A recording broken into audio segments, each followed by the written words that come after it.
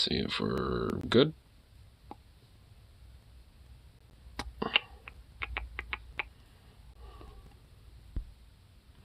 have to double check sometimes.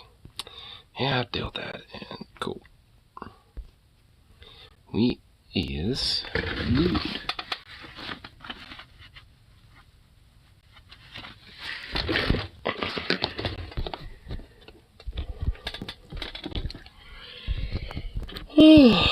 Oh my gosh. Hey, what's up? Oh, alright. I guess background music on. Got that on. Come on, channel. Baddabing, Baddaboom. And.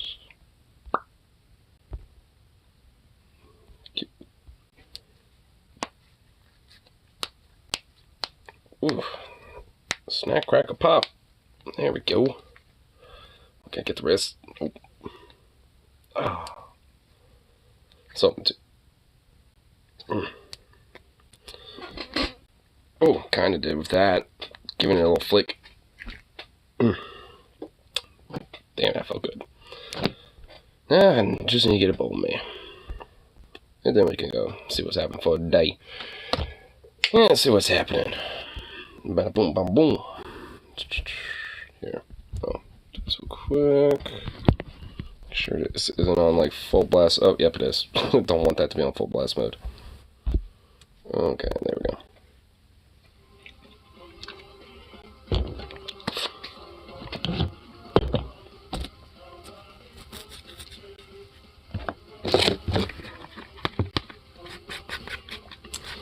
Alright.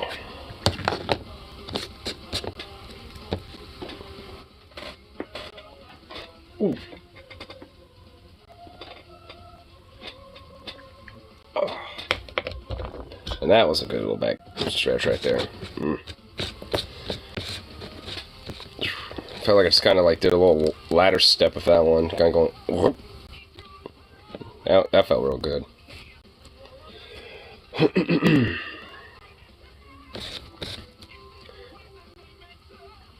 Talk of Trump making a trip to the hood MC. Yeah, that thing you sent me earlier, dude. Like so, like this thing that Rip City sent me was just fucking ridiculous, dude. It's an obviously AI generated like picture of Trump, but it's Trump in the hood, basically. I mean, which is just like, huh? That's just kind of how I see it as. I'm just like, huh? How do people take that seriously? But here, let me try to find it. I mean, we're at a point where, like, at least, you know, for Trump cultist idiot types and shit, they're that far gone to the point where they'll think an AI picture is real. Republicans live in AI-generated alternative reality. Similar AI's images of Trump on Twitter than actual images of him. Oh my god. They get improving service living in a different reality from us. Because look at this. Which, whoa. I'm pretty sure, like, what's going on here is, like, a dude with, like, a gigantic shoulder with a smaller dude's head on it. Like, what the fuck? And also, like, what the hell's going on over here anyway? It's like, got chicken nuggets randomly. Some random ass, like, beef things or something. Like, what is even going on? It's like, if you actually look at the image, it doesn't make sense. It's just so weird. But honestly, that person, you know, saying that, you know, they live in an AI-generated reality, like, I mean, honestly, that's true. They pretty much honestly are. Like, their fucking fears are practically AI-generated. Their fucking, you know, the fucking worship of their, you know, sky god daddy Trump and shit is all AI-generated. It's all fucking bullshit. I mean, It's just like, I mean, it's all just like, you know, cultish religious behavior and shit. Like, honestly, what we're seeing is really kind of like how the codification of a religion starts. Like, because I'm not even gonna lie, dude. I guarantee you we're gonna be dealing with people, you know, of this, like, mentality for generations. Now, I don't mean in the sense of, like, people being like, oh, that Reagan, I like that fella as president. I don't mean that. I mean, like, overt, literal fucking worship. Like, there was obviously, like, a bunch of Reagan worship, you know, prior to Trump especially, but, I mean, like, straight up, though, like, I mean, frankly, at the end of the day, it's more or less that, like, you know, it's just taken to the nth level. Like, it's taken to, like, an extra 100. Does this mean there's going to be Trumpists in 100 years? Oh, yeah.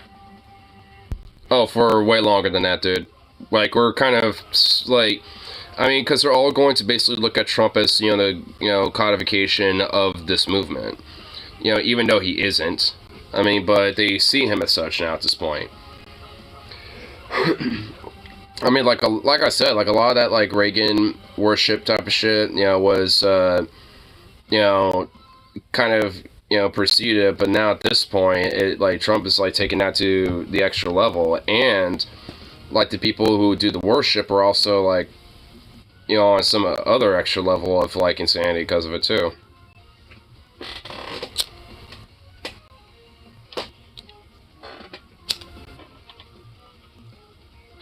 Fucking little fruit flies, dude.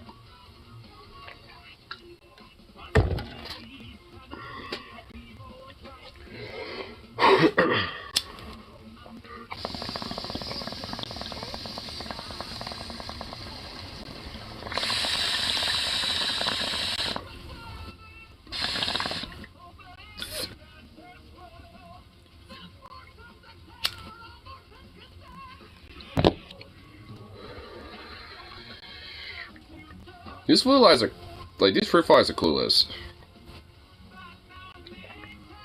They evidently don't have the same sight capacity as a regular fly.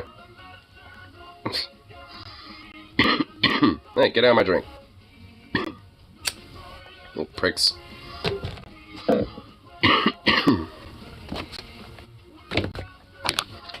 least they're nowhere near as annoying.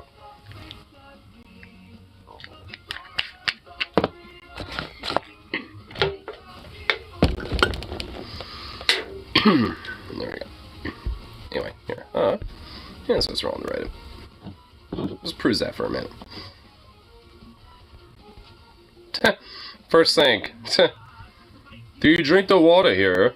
It's a Portland subreddit thing. Just got back visiting San Fran and got mixed results from locals drinking water there. So, what about here? Oh.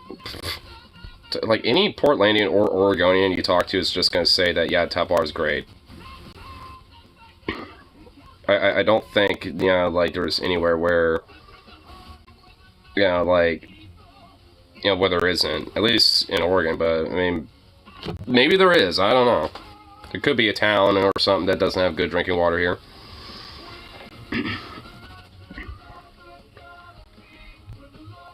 What the fuck? A woman's Mercedes gets rammed by a train while she stands on the tracks. What the fuck? This isn't NSFW, so I'm assuming she gets out of the way. What? Oh, so what? Oh, what are you doing, lady?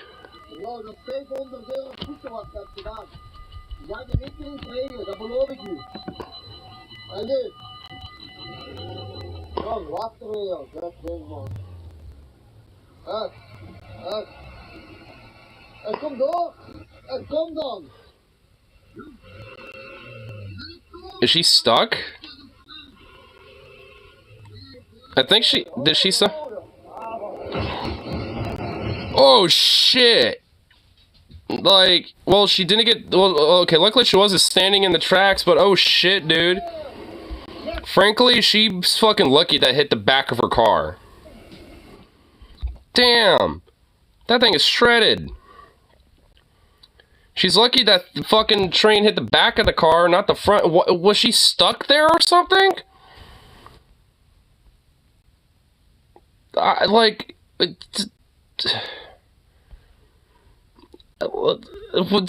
he moved the shit so she could move forward. Was she somehow stuck?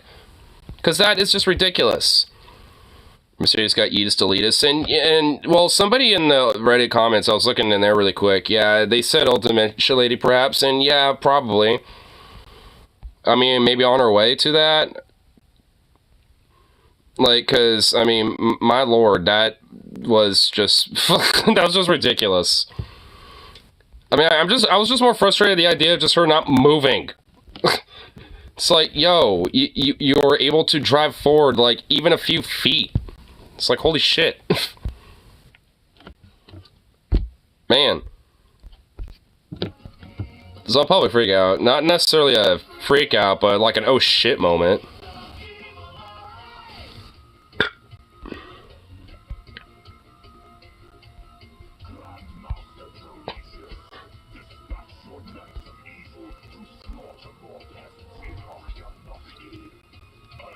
Oh, what the fuck? Found this gem around two of the biggest boomers' enemies. What is this? Nobody. Women. It's Greta Thunberg. I mean, our job is to demand solution, not provide solutions.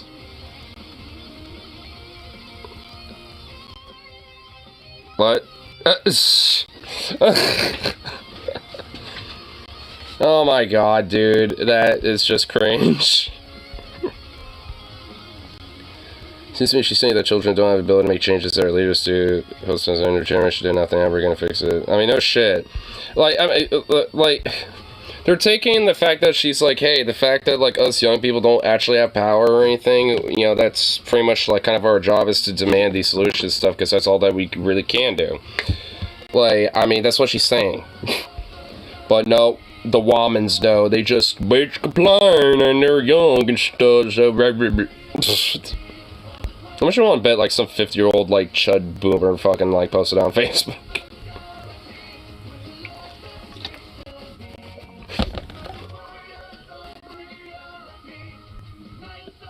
Man. And there's also sorts of weird-ass shit on the Reddit today. A lot of random right-wing shit.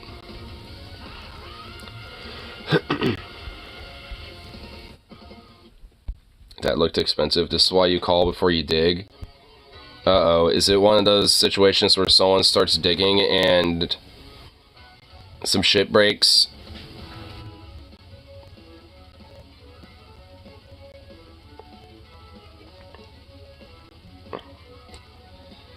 I have a feeling that something bad's gonna happen here. Oh!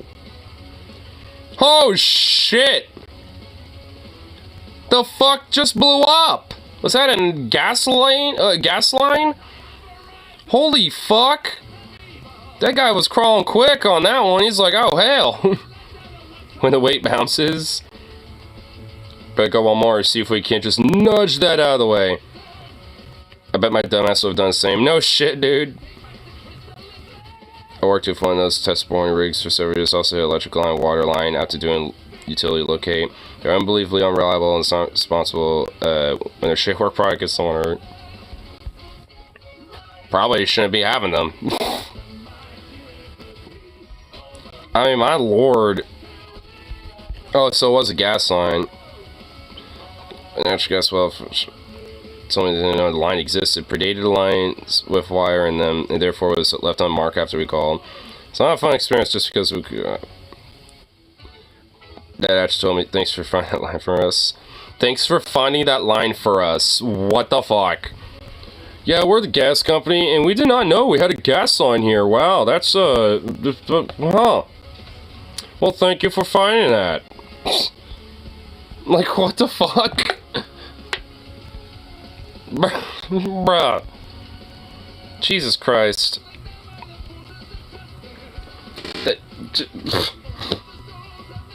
I still can't get over the fact that dude, like, got launched up a little bit by that fucking, like, by that explosion. Like, holy shit.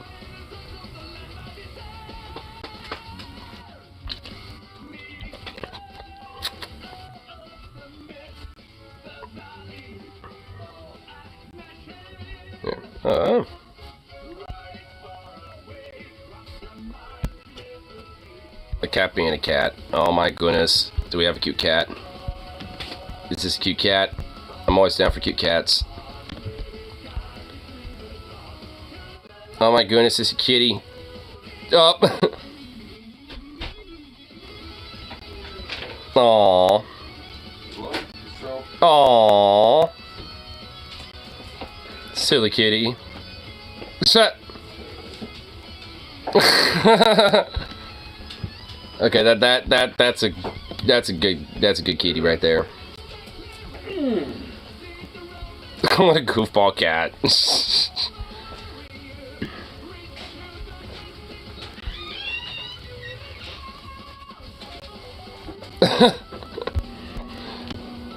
The son does not like showing the work because I know, or now. Find 6 + 1, show your work. How do you even show your work with that? Wait, what the fuck? Wait a minute. How do you even do that? Wait, how do you fucking, like, show your work for 6 + 1? You just put the answer in. That's wait, like, what? What? Huh? Okay, fuck that shit, dude. See, that's why I hate oh, you gotta show your work. Cause, like, sometimes the problem will be like that, and it's like, wait, how? Like, I show my work by putting the answer down, because there's nothing else to do besides just put those numbers together. Which just gives you it's, oh my fucking god. That is actually kind of frustrating. Because, I mean, I would do the same thing if I was that kid. I'd be like, because I know, like, what do you mean show my work? It's right there. It's literally right there. It's literally right there. Like, there's not a way to do that unless you just, like, add extra steps for no reason. Which, why make it more complicated? I mean, that's just kind of the whole thing, honestly. It's just like, I mean, like, you gotta just, like, it's one thing to show work. I mean, I'm not against it, but, like, I mean, to make it, like, enforced, or it's like, no, I will literally mark you down if you don't. It's just like, what?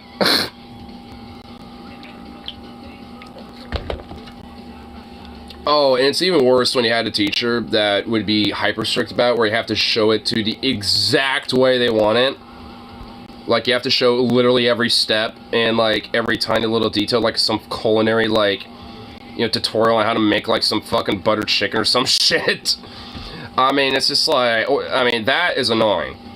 Like, if it says, you know, encourage show work or try to do that, and at least it shows that you did, like, put some steps into it, even if it's not to the exact specification or whatever the hell, I mean, it shouldn't be something that marks you down, because that's just ridiculous.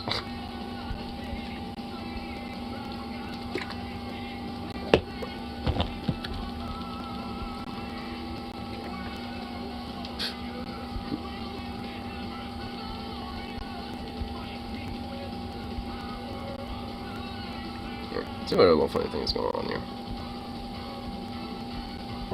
Never seen such utter cope. What?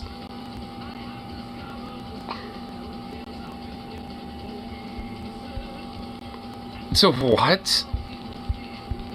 What is this? What? Are they still fucking bitching about this? Mask, no. For a lot of times, no. Mask, no. Vaccine doesn't stop COVID. Yeah, wait, what? Yeah, it kind of does help spread, you know, prevent the spread of COVID, you fucking troglodyte. What do you mean? Bet you can't wait to talk about climate change. Oh my fucking god. I'm gonna cope. Basically, I'm a fucking idiot, the meme. I'm a fucking dumbass. You know, the meme. Like, oh my god. Jesus Christ. Like, I mean, when you're proudly stupid, I mean, you know, that, you know, maybe re-education can't necessarily be a bad thing. I mean, honestly, at this point, like, good lord. I'm gonna buy a boat all night and put myself without risk because I'm an idiot. It's like, yeah, what a good, proud thing to be right there. And I like how it's just so smug about it, too. It's like, I'm just gonna be smugly dumb and incorrect here. Cause fuck you. Like, fuck you and the basic idea of, like, you know, the social contract and stuff, yeah.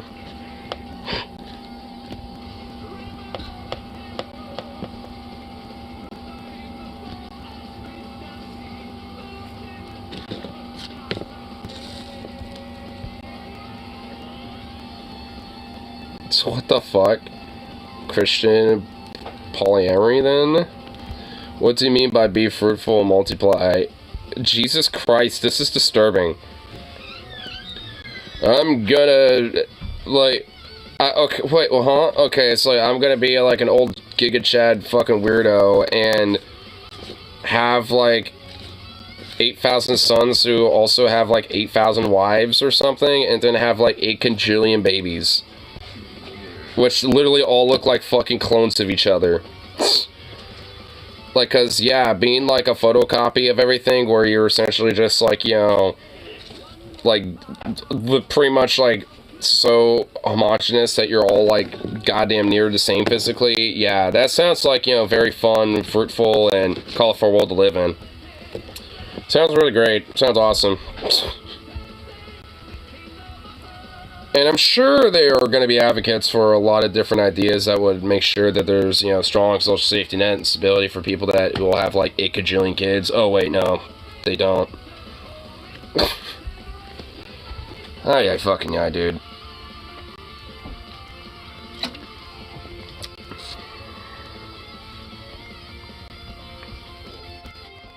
Man, there really is a lot of weird right-wing shit on Reddit today. What the fuck? Since some porn of woman with dwarfism as a, quote, joke, commentators want to defend him from, quote, cancel culture. What the fuck?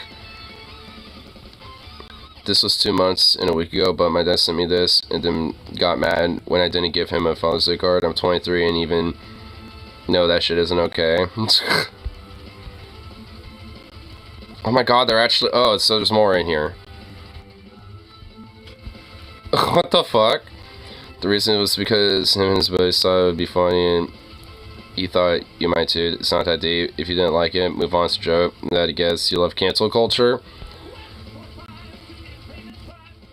Who the fuck thinks okay? Except for yeah, no shit. Honestly, like for real. Like who really honestly think that's like, you know, okay? Like, I mean, I guess unless there's like some weird thing going on where I guess it's fine between you two, but no, that's just fucking creepy. I would be creeped out. I'd be like, what the fuck, Dad? Like, I wouldn't like that. Since no one's canceling anything, it's just calling out what the fuck that person's dad is. It's fucking poor, my guy. Him and his buddy saw something for a to a child is funny.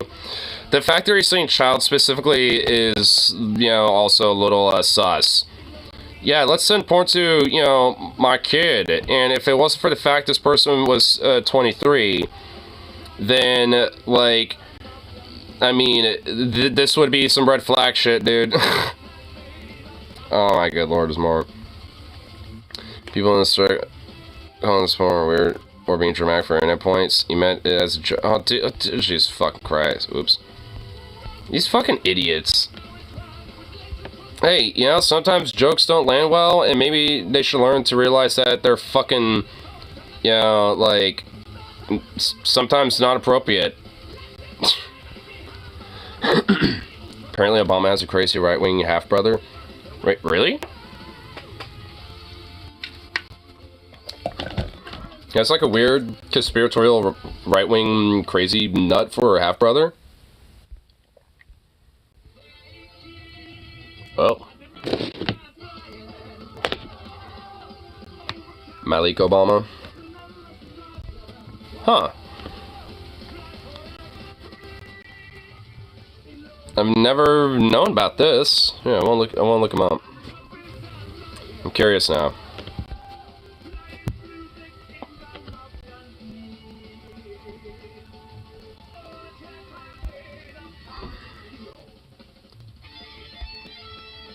Looked up, it's legit. Oh my god, dude, is this where like the whole like Obama's from Kenya meme came from? Is this where it came from?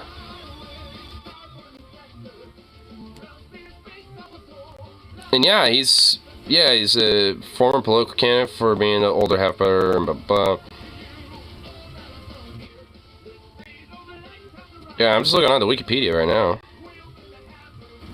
And he's the oldest son to Barack Obama Sr. So Obama is technically his younger brother. What's his advocacy? For the extent Obama family in Kenya, he dealt with safety and privacy concerns of residents. Obama's here, Obama there. References ever serving secretary. Prior to 26, Obama stated that he supported Trump in the Republican Party. Attended. Oh my. Well, there's that. In 2020, he endorsed Trump, and later that week posted a face historically accurate birth certificate. Obama was. Oh my God! Even Malik Obama believes it. What the fuck? Yo! Whoa! Wait! Whoa! Malik Obama also thinks Obama. Wait, dude! Whoa! That is a fucking like that. That is a Fruit Loop and a half. Like, what the hell? Dude, that, how do you even, how do you even, like, make that, what? Okay, I guess he also believes. Or his thoughts on, yeah, dude, I mean, seriously. Dude, I did not realize the whole, like, Obama being a Kenyan Muslim president or something went this deep.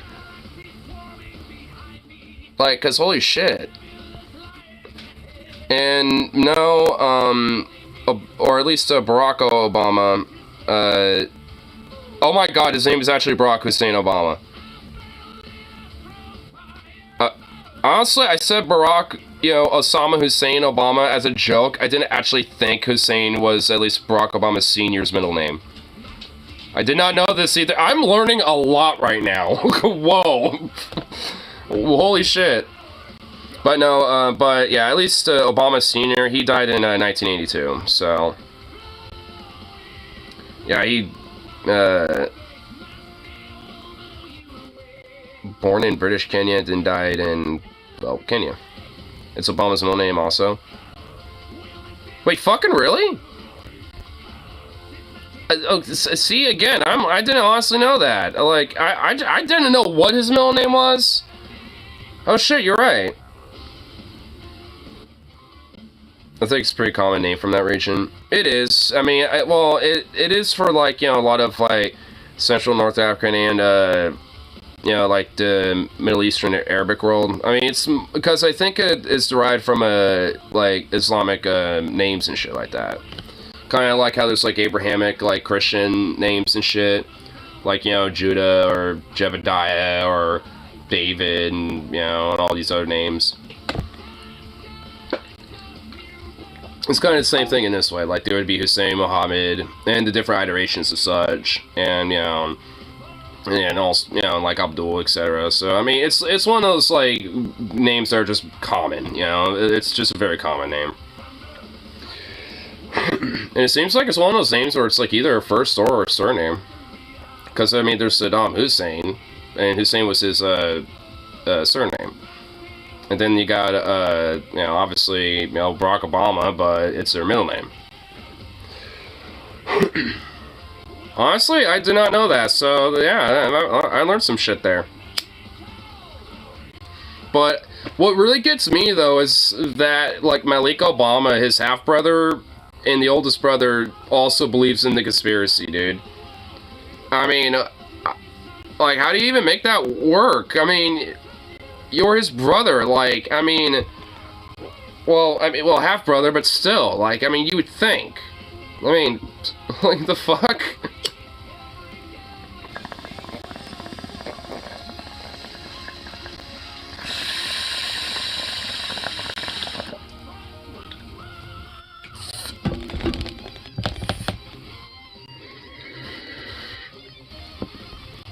I mean, like, even if he was, like, a right-wing nut, which obviously he is, like, you would think that, like, he would, at the very minimal, that would be like something he would denounce. Be like, no, that's bullshit. He's my fucking brother. I know, like, when he was born and blah, blah, blah. Like, you would think that.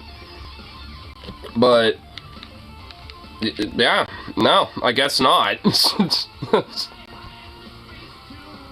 And it says his political party is Republican since 2016. How does that even work if he's, like, a Kenyan citizen? Oh, he has citizenship in the United States, too.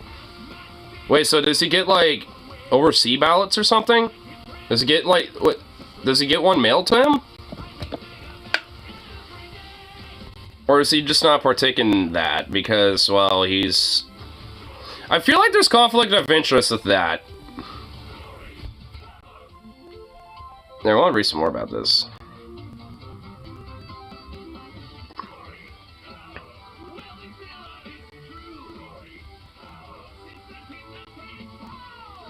Oh, there's not even much else. It just kind of continues on about the whole, like, you know, faux Kenyan certificate conspiracy thing. I think you could generally register to vote in one country. Well, that's what I mean. Well, I mean, if you have citizenship in the United States, I mean, technically or hypothetically, you could vote. I think, you know, it's just one of those things where it's like qualifications, or you have to have, like, you know, citizenship and an actual legal address and stuff like that, which I'm sure maybe, you know, my league doesn't. I mean, maybe it does. I don't fucking know. Oh my god, actually, you want to know how this whole, you know, conspiracy was even, like, falls, you know, flat on its face, you know, right from the get-go? Kenya was founded in December 12th, 1964. And it alleges, at least, that Obama was born in the Republic of Kenya in 1961, which, how's that possible when it literally never existed? It was a British territory still. So how's that work? So that doesn't make sense. It would say, you know, like, it's actually set up here, I think. With yeah, senior here, you know. I think it was like British Kenya. Yeah, British Kenya. Yeah, it was literally known as British Kenya until 1964. So if you were to have a certificate, it would say British Kenya on there. Obama's secretly British all along. Yeah, he was, yeah, secretly actually a British Kenyan. He's not a, like, you know, Kenyan Muslim. He's actually a British Kenyan, dude. That's the true conspiracy. See, they were wrong this entire time, dude. They all thought it was a Republican. No, that didn't even exist yet. In fact, that's just what they wanted to do. The truth is that I'm sneezing along right now when I don't know why. But the real truth is, though, is that, you know, they want to throw you off, you know, to hide the fact that he's actually British.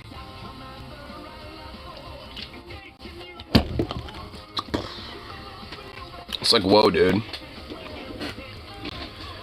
Just, like, straight up, like, gone to, you know, the level of just, like, you know, being a secret MI6 agent this entire time. Shit, bro.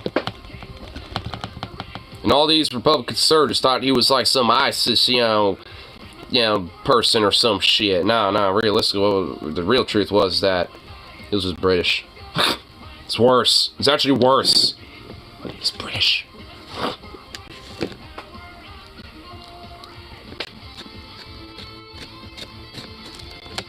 That actually would be a worse fate if, like, you know, the real truth of it came out, and which obviously, you know, he was born in white, but, like, I mean, you know, like, let's say if, you know, there was some weird merit to it, and the real truth was, it was actually, in fact, he was a British citizen, and, like, somehow, like, co-opted his way into, like, you know, the presidency. Like, when that pretty much just set the precedent that, like, you know what, fuck it, yeah, it's like, you don't necessarily have to be a U.S.-born citizen, you know, to run for president. I mean, I honestly do think, you know, at this point, you know, we can get rid of that rule. So unless you're just a citizen, actually have legal residency here or something, and at the very least, you know, have been in politics, you know, in the government at least a little bit. I mean, yeah, like, I mean, arguably, there's at least a few people who aren't necessarily, you know, U.S. citizens who are in, you know, the government right now who, frankly, you know, as far as I'm concerned, would and could be doing a way better fucking job as a president in comparison to, U.S. citizens, fucking frankly. Let's give Canadian or Mexicans a chance at it. Yeah, well, I'm also kind of hinting at Elon Omar a little bit, kind of like, hey, wink, wink, nudge, nudge, because, I mean, I actually would vote for president.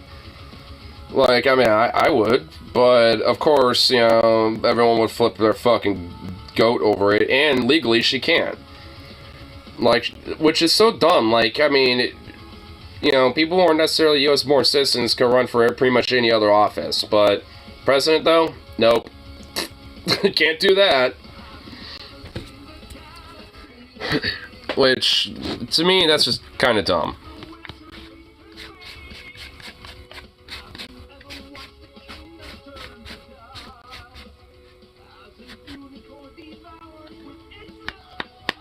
I think that's the original idea, was basically so that, like, someone who potentially, could have been, like, a foreign spy or some shit, couldn't, like, somehow interweave themselves in the government, but, like, realistically, I mean, it's like, I mean, we have an ability to, kind of, like, backtrack, shit like that, and be able to kind of figure stuff like that out, a little bit. I mean, because there's been plenty of times where people have been, caught, like, as spies, for other nations and shit because they slipped up, or because, people kind of backtrack what their actual identity is, because they're like, who are you actually? Or, they unintentionally leave a clue or something, like, or, like I said from earlier, they just slip up because, they get too comfortable or something, and, like, or just the fact that, like, there's call history, texts, things like that, emails, like, there's, a lot of spies, if anything, one way, at least, from how I perceive it, just based off of, the articles I've read, over the times that spies have been caught, it's usually because they are a little clumsy about, records of communication, like, having, texts or emails and stuff like that, or having a call log, on their phone, instead of having, like, a burner or something like that. Which, I mean, in a way, it's, I guess in a sense, it can be a little easier to, like, pinpoint, like, someone who could at least be more of an insider in a sense of a spy like that, not just somebody who's working at some IT company just gathering data or some shit. So, like, I can certainly at least, see a way to at least, avoid that problem, while still letting someone who might not necessarily be a citizen but lives here for, at least especially for quite a while, being president. If, they can win the votes, obviously, and stuff. How not to cook hot dogs. I've never seen such cooking before. Why are they in condoms? That is, does this guy know that there's, like, lube and, like, stuff, that's coating, the inside and outside of condoms, right? Like,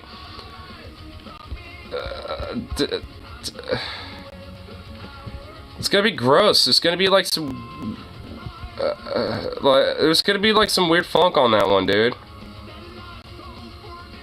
Blue makes it extra zesty.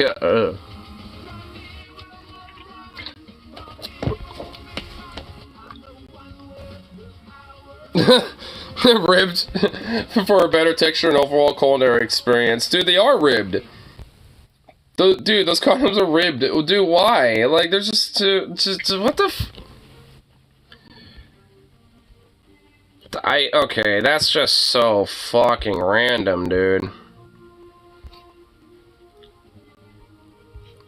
Wow, let's...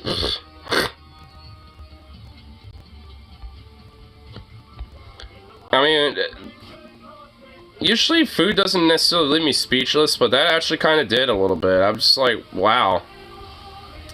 Have fun eating those, because I sure shit ain't gonna touch it. Y'all can have those hot dogs. I'm good.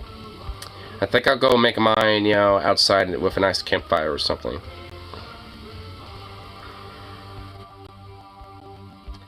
Here,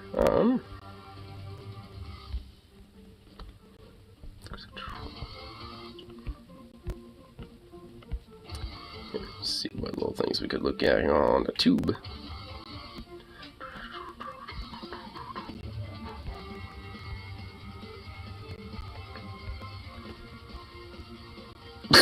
Trans women banned from women's chess? Fucking what? What? Out of like, dude. This is why the whole, like, you know, like, fear-mongering about trans people in sports is retarded. I mean, chess. Fucking chess. How in the hell does somebody in chess who's trans get a fucking advantage over that? Like, what? If you... Like, what? Okay, wow. That's so fucking stupid. I just, okay. International Chess Board has barred trans women. International Chess Federation, FIDE, has released new guidelines targeting trans players. The guidelines would strip trans men's titles and potentially bar trans women from playing. If ever you needed more evidence that this hysteria about trans people in sports has literally nothing to do with facts, reality, science, or biology, and everything to do with maintaining social hierarchy, here you go, folks. I'm sorry, guys. Shit. I'm sorry. Being trans, I guess, just makes you smarter and therefore gives you an unfair advantage. I guess so. Like, you just get the, you know, when you become trans, you just get the brain of fucking Megamind, dude. Like, when you become trans, like, either a trans man or a trans woman, you just, like, suddenly, you literally just, like, your brain engorges into, like, you know, 3 times its normal size, and just, like, your head becomes, like, Megamind, just, like, you know, just, like, you just transcend on an intellectual level, you know, like any other dude. Like, I mean, that's why, you know, the conservatives are so scared of trans people, dude, because they're, like, literally, you know, ascending. Like, they're literally having Megamind ascension when they transition, dude. Thus, we can't allow them to play chess, because they would literally have a, like, you know, neurological, psychological, and mathematically tactful advantage due to being Megamind-brained. A logical advantage in chess. Ah, I know why it is. You guys know about that one, like, Russian chess dude who had, like, a vibrator up his ass, right? Well, because trans women are more accustomed to... Oh, I read about that. Yeah, it's actually not wrong. Like, there was a dude that was accused of cheating in chess because, like, he had a vibrator, you know, that would basically, you know, signify when, you know, he might be making a bad move or something like that. Or, you know, potentially not making a good move. And, like, and straight up, like, it hasn't been proven, but I choose to believe it. Like, I don't think he actually has been, like, you know, found, like, oh, yes, you're guilty of it. They just can't prove the fact that he had a vibrator or anything. Yes, they would have an easier time cheating. Like, every trans woman is potentially, like, a vehicle for, you know, unfair chess play. That was also in It's Always Sunny episode. He was American, not Russian. He was American. Oh, was he fighting? Was he playing against a Russian compared to cis women? I assume that trans women are more familiar with that particular technique than cis women. That certainly seems to be the case based on what you idiots are shitposting about on Twitter 24/7. It's this guy. This was like the funniest day in professional chess. Hans Niemann. 2003. He's younger than me. He's a Twitch streamer and chess grandmaster. World Grandmaster title by the FID 2021.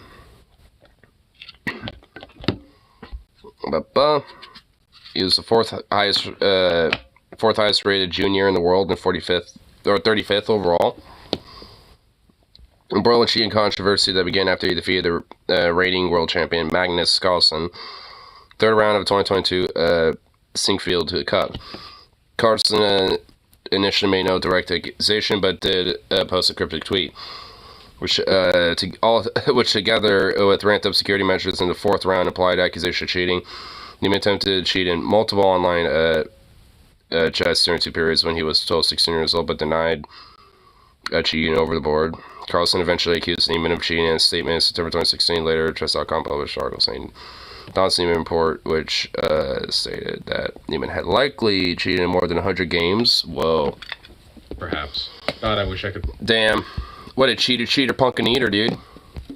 Here we go. Okay, the International Chess Org is just trying to avoid this situation every single time a trans woman competes. But, yeah, where they're just like, because they have a vibrator going off at like max, vibration, just like, oh no. The cheating But staying in the video was never proven. It doesn't matter. I choose to believe that it was the vibrating ass toy. It's too funny to be fake. True. I don't care, I believe. It's spiritually true. Spiritually true. Cite any official justification, or is it literally just bigotry? That's an excellent question. Let's find out. In recent months, the discussion on trans participation in sports has intensified, blah, blah. Disc golf, billiards, based on perceived advantages of trans athletes. The reaction of trans people in competition has grown to include non-sporting events like beauty pageants and Jeopardy. The fact that... Fucking Jeopardy, dude. Like, seriously, like, what? Are trans people, like, fucking Megamind now? Or did they just have, like, some sort of, like, brain capacity? Or, like, are they just tapping into, like, some neurological ascension that humanity is unable to achieve or something? Like, what the fuck? Like, I mean, Jeopardy, chess? Like, I mean, that has to do with the brain, not the body. Like, what the fuck? For calling for trans women to be barred from beauty pageants is, like, the funniest tell-all imaginable.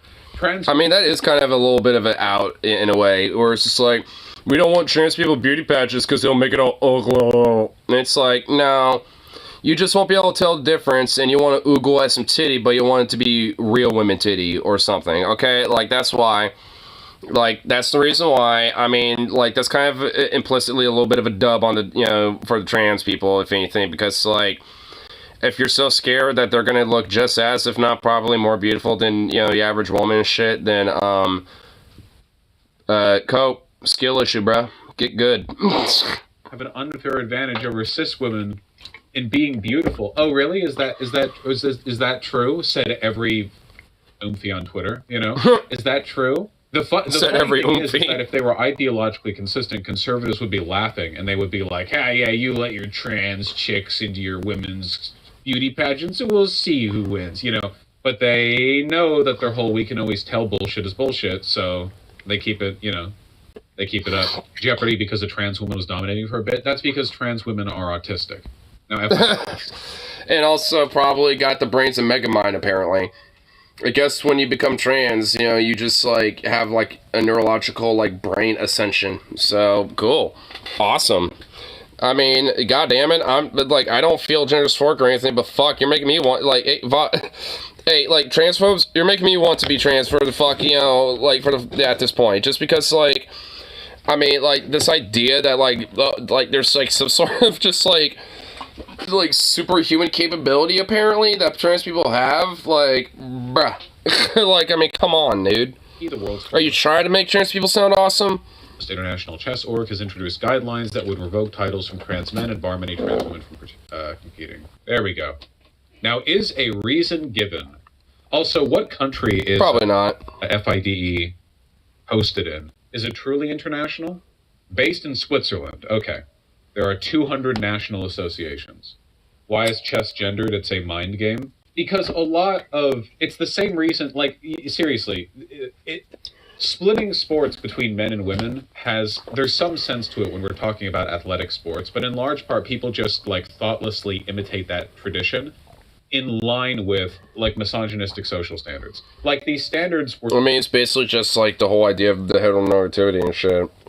And, when it came to, like, a lot of physical sports and shit, like, when it comes to things like track and field and stuff like that, like, it's just way more prevalent, of the thing that, just men are in, but also that it's just, more accepted that, that's more quote-unquote manly stuff, even though, plenty of women are into that shit too. And also, like, I mean, it just, kind of, is more also a general broad enforcement of the idea that, like, women can't necessarily be, just as good as, the dudes on this one, so if they want to, then, let them have their own little thing, but who gives a fuck, basically. Where they're not actually, like, given, good investment or good, sense of actual, like, like care that's given, to, like, their teams or, like, into their sports and shit in comparison, to men and their teams and their sports. Elias, back over 100 years ago, when men and women couldn't even look each other in the eye in the street without some morality police officer shooting both of them. So it makes sense that these, would carry forward. Also, I imagine a lot of it has to do with the fact that a lot of men literally could not stomach being beaten by a woman. Like, imagine it's like 1920. It hurts my manhood at the idea that a woman could beat me in something. Or something, and a woman loses to a man in chess. Like, I'm sure she's upset, but okay. If a man lost to a woman, he would, like, disembowel himself on the floor. Right there. The president of FIDE is literally a Russian politician. Well, I don't think that necessarily means that it's not an international org. Russia has an extremely long legacy of being the producer of chess masters, so that's it would kind make of true. sense that the head of the org would be Russian. I mean, also just because there's like a war going on, I don't really think, like one dude being the head of a chess org is really going to be, somehow tangential to that. Like, I feel like that was, yes, the chat probably brought up for that, like, there's a war going on with them, and here we got a politician of country that is doing war.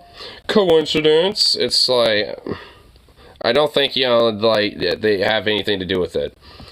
I mean, maybe as a politician, but as, like, someone working in chess org, I really highly doubt it. I mean, I bet their social conservatism plays a major role in that, though. 20% effort, but a lot of the reason why women don't play chess, or in fact do a lot of other things like that, is because the leagues are split. Everyone knows that people pay more attention to men's leagues in these in these sports, so women are discouraged from participating because even if they're extremely good, they're just the best woman. They don't get to compete with men. When it comes to chess, just let women just mix the leagues, man. So you'll have few women participate. I mean, just do that for most sports, as far as I give a shit. I mean, it's like, because there's a lot of sports where, frankly, outside of, like, a couple of variables here and there, whether physical or otherwise and shit, I mean, there really isn't, like, like, huge drastic differences, in performability, whether a man or woman for various different sports. I mean, not for all of them, necessarily, but so what? I mean, even then, I think it should be fine, because, like, if they're more than capable of, playing the sport and, partaking with it and taking the, the hits and stuff like that or whatever the fuck, then let them. I mean, who cares? Whatever. Like, that's their choice. It's like, oh no, they might, like, like, challenge manhood or something, and, like, the honor of some alpha male, and then they, like, some honor-bound warrior. And if they lose, they might just have to commit seppuku, like, to regain their honor with honorable suicide or something. Like, well, I mean, what the fuck, dude? I mean, seriously. Not like a sex-based sport. It's totally disconnected. It does not seem like any reason has been provided for why trans women and trans men... Because there isn't. ...with the men or whatever, I mean, there isn't outside of just enforcing the same, like, social conservative, social norms. Like, I mean, that's pretty much about it. Which, I mean, this idea that, like, I mean,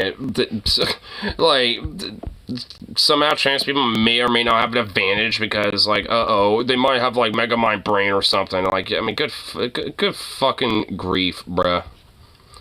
Like, good lord, that I mean, how? Why? Just so bitchy. It's like they're so bitch made over this shit. I mean, good lord.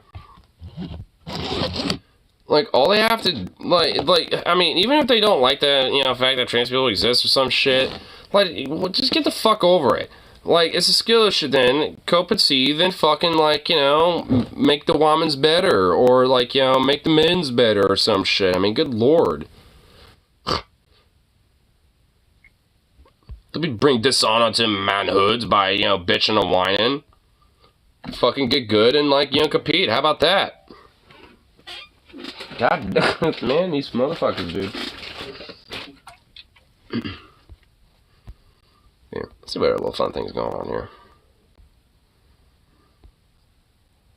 Oh shit, Jubilee interviews an Antifa guy? Oh, An Antifa person.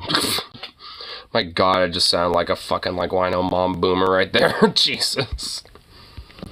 Oh, the Jubilee has talked to an Antifa person. And yes, it's the sun. You cannot do politics without violence. Blah, blah, blah. Just want to skip to Juice. Whoa. Dude, my boy over here looking like a Sith Lord, dude. Bum, bum, bum, bum, bum, bum, bum, bum. Dude, he looks like a fucking Sith with that, like, hoodie, and all that shit, dude. I kinda dig it. I actually dig that shit. Just like this dark, ominous, just hooded figure. You just, like, barely see where, the eyes would be. I honestly do kind of dig that. Antifa, or even yourself, think that violence is justified to achieve these goals?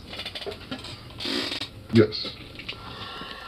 Almost all of the people protesting against the Nazis and Klansmen in Charlottesville were peaceful, but not all of them. Do you ever get tired of hiding your identity? What are your thoughts on peaceful protests? What's the most extreme thing you've done? I am tight. I've been involved in anti-fascist organizing and activism for 10 years now, I suppose. I don't think that any person can speak on behalf of the group. So I'm not speaking on behalf of like Antifa as such. I'm speaking on behalf of sort of myself as someone who is anti-fascist. Hi, I'm Emily. Hi, Emily. I'm Casper. Like the friendly ghost? Like the friendly ghost. Love that. This is my first time hearing about Antifa. Wait, whoa. This like the first time I've heard about the Antifa. So what is it?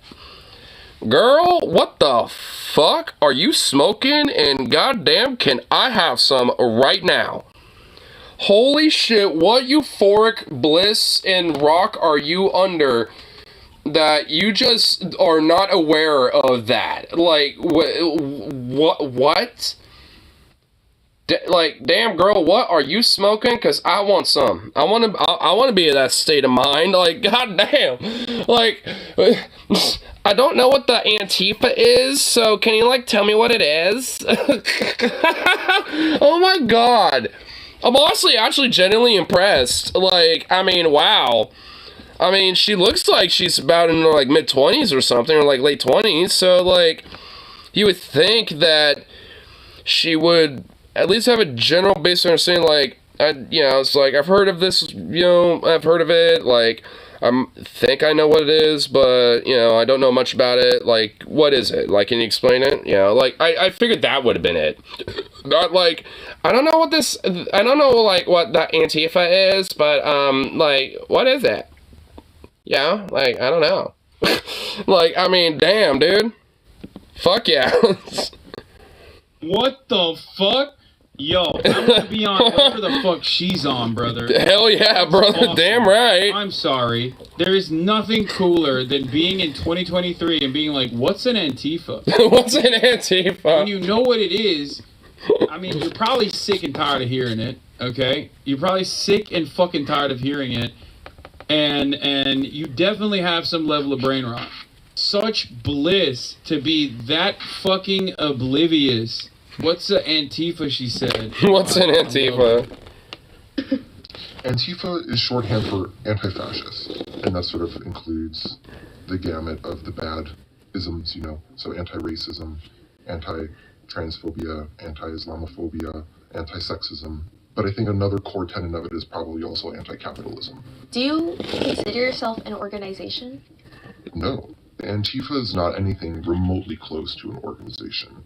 It's sort of decentralized and autonomous. And what I mean by that is, like, there's no central decision-making body. In fact, there is no center. What do you define a fascist as? Someone whose political beliefs and values... I mean, he's been 100% right so far. It's correct. Yeah, honestly, like, he's doing a pretty good job about defining, the general idea about, Antifa when it comes to anti-fascism as, like, praxis and stuff. Like, I mean, at least so far, like, I mean, because, like, simply just being anti-fascist is one thing, and then there's, like, being, Antifa, in a sense. Like, I mean, they're not really different things, but I guess technically they could be argued as a little bit, differently, because there's like the obvious, inherent, belief of, being anti-fascist and shit, because obviously, unless you are one, I mean, by proxy, you're probably going to have a belief, that's more critical or against that in some way, shape, or form, whether strongly or softly, and, well, hopefully strongly, but, like, and then there's, obviously, doing so via, like, grassroots and via praxis, and that includes even doing so maybe somewhat militantly, or at least radically.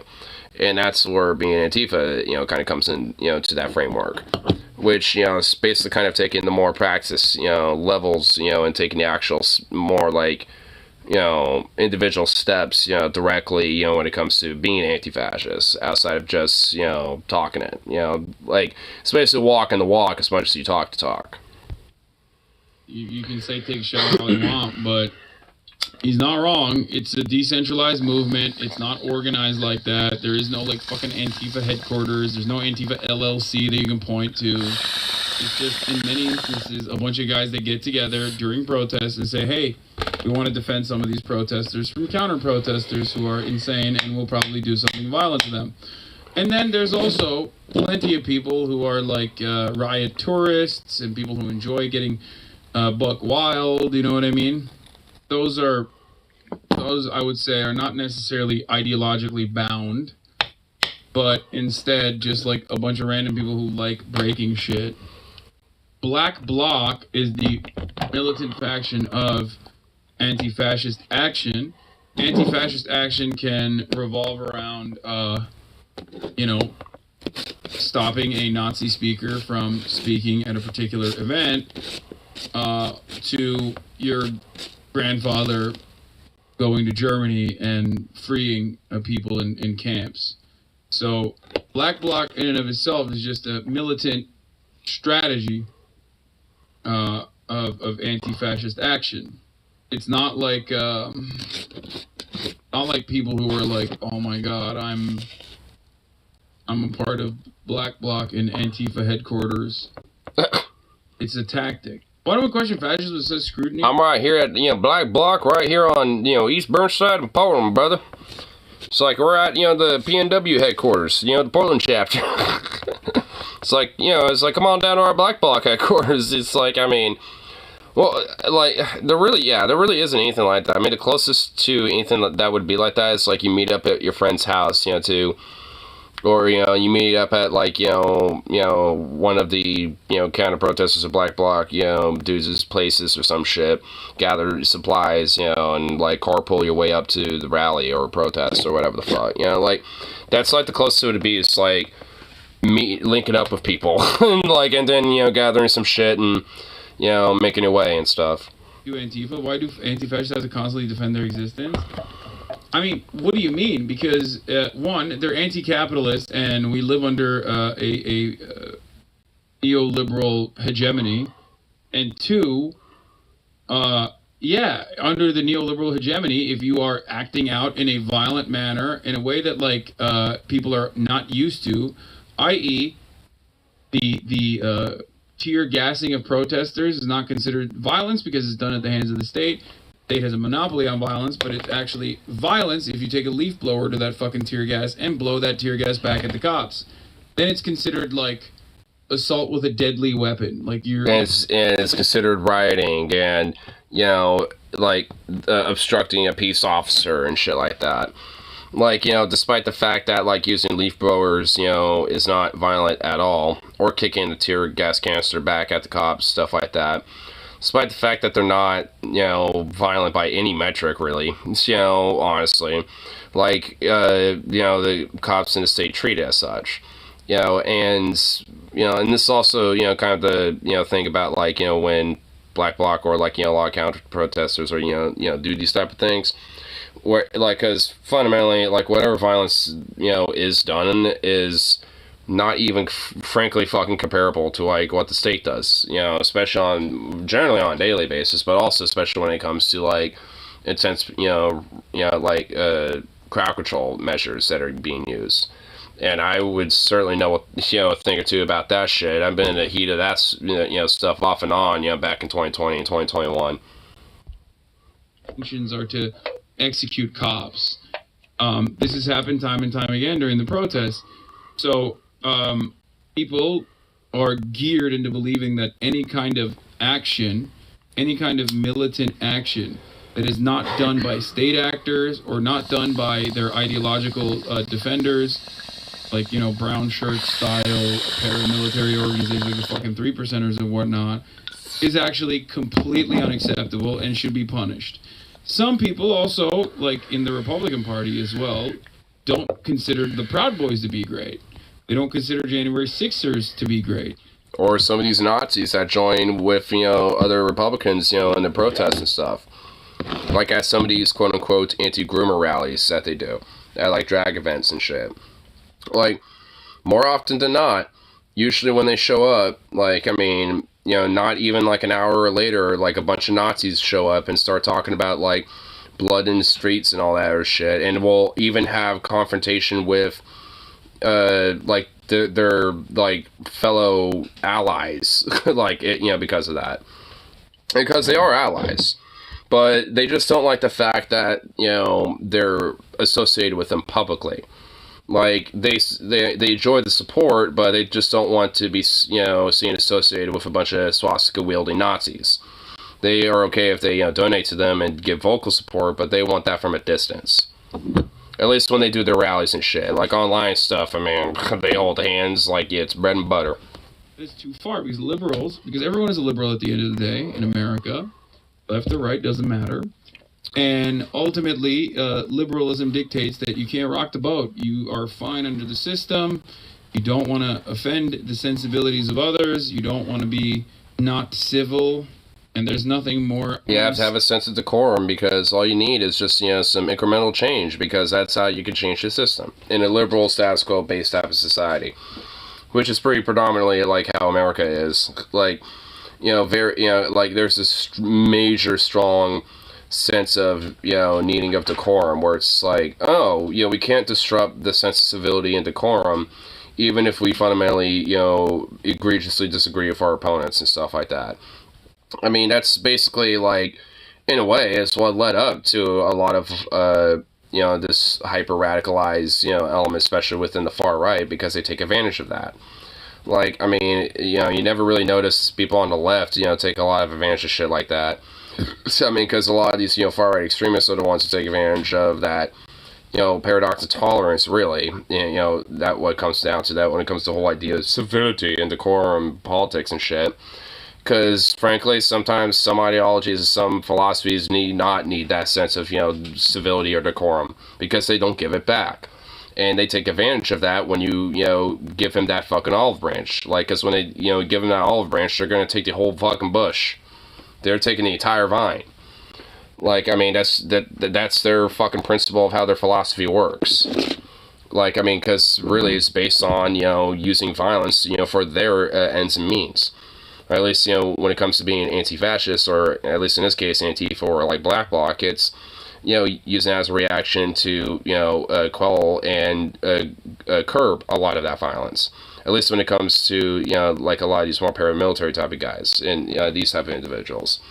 I mean, you know, there's all, you know, already, like, you know, the sense of at least, you know, within reason challenging it against the state, you know, you can't obviously, you know, fucking like take up arms or some shit, that'd be ridiculous, but you can at least, you know, rock the boat a little bit, you know, fucking, you know, spray paint some shit, you know, like have a, you know, garbage can on fire or something like that, you know, just little things, you know, because, like, the state and, you know, technically, fundamentally, it is, you know, use of violence. I mean, it doesn't necessarily have to be throwing a firebomb or some shit.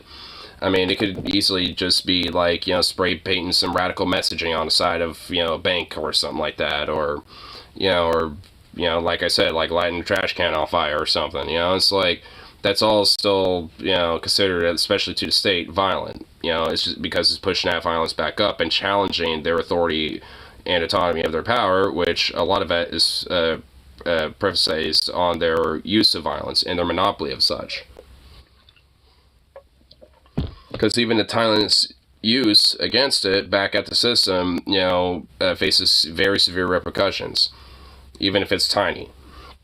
Even if it's done on a just individual act, even if it is an act like a protest or some shit, like, doing so as like on an individual level. Like, let's say you were heating up like a trash can on fire just so you could keep warm or some shit because it's cold. I mean, that's seen as an act of violence and vandalism against the state because you're destroying property and stuff. Even though it's like a steel trash bin, that's meant to kind of get roughed up a little bit because, I mean, it's a public use thing. So it's like, I mean, it's like, what the fuck? Well, then, breaking down the state monopoly of violence. Use and the world they're trying to create is one of hierarchy and racialized domination, nationalistic domination, and xenophobia. And not everybody from any specific group shares exactly the same principles, but Right now, from my perspective, Antifa is being portrayed as like government enemy number one, right? Like, oh, Antifa is going against America. Antifa is destroying the American philosophy, I guess, the way of life. Maybe you feel like this is like a good thing. Like you guys want to be known as like big, top, violent, extreme dogs. I don't know. You tell me. yeah, totally. Big top, violent, extreme dogs. Is this dude like some fucking weirdo libertarian or something? I think nowadays what it is has been largely defined by the media. You can't see me, but I'm wearing like full black. I'm wearing all black. I have a black balaclava on, and I think like that is what Antifa oftentimes means. This militant, black-clad protester. Do you ever get tired of hiding your identity? It's kind of fun, actually. I mean, that's kind of a odd question. Get tired? I mean, what's that have to do with anything? Like, I mean, yeah, in a way it can be kind of fun. I mean, because now you're kind of seen as like more of this more collective organism, more so than this individual, and when it comes to that. And I mean, also, like, I mean, there's just a sense of like not wanting to make sure that you're identified. So I mean, it's like the idea of like, basically you're just saying like, am I tired of like doing anti-fascist practice? I mean, that's basically what you say with that. It's like, I mean, no. I mean, yeah, I'd probably have the same answer. If anything, it'd be kind of fun. So a matching outfit with like dozens of other people in a street protest, everyone just becomes a part of this like moving organism where you can sort of do anything and be anyone you want and not face the consequences of those actions, right? No face, no case is sort of this term that gets thrown around a lot. So I guess that's interesting because, like, with this belief, do you think it allows people to... This is...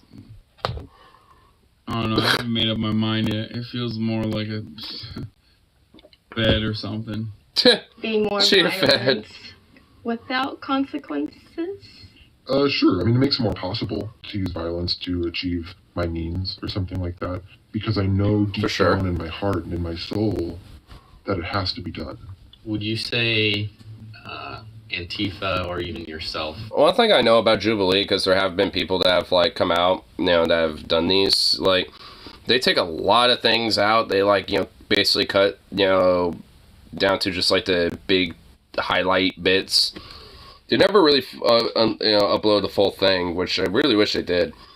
Because, I mean, I'd be kind of curious to see what the full answer was. Because, like, honestly, I mean, like, I will admit, there's, like, some answers that, that are just, I feel like, being, I don't really taken out of context, but, like, not really given the nuance or the full answer that it really is. Because, I mean... obviously it's talked to a lot of various different people, and I imagine they didn't just ask them like 2 or 3 questions and that was it. You know what I mean? Like and it was like a 5-minute thing for each person. Like, I highly doubt that. So, like, at least for me, it's just like, I'd like to know what the full answer is, because I mean, it is, true, especially when it comes to like, achieving the means, to like, make it more possible. And to, like, especially know that, things like that should be done. Like, but, like, I guess it would have to be kind of specifically about, like, what, like, I mean, because, for sure, but it also needs to be done calculatively. Like, it can't just be done, like, crassusly against, just whatever is in your sight. Like, because that fundamentally, does more harm than genuine good. Like, to hit the, specific root, or at least, a lot of the, established, pieces of, the root of the system is where you have more of an impact with that. Like, I mean, so it's just one of those things where you have to, like, really specify, about that. And Jubilee's known to cut down a lot of their shit. Because I really wish some of these answers are more longer. I think that violence is justified to achieve these goals. Yes. Yeah. Violence has been a part of what it means to be a human being. The world that we live in today, with all the bombs and all the guns. I mean, I suppose I, kind of agree with that. I mean, it's kind of what I mean.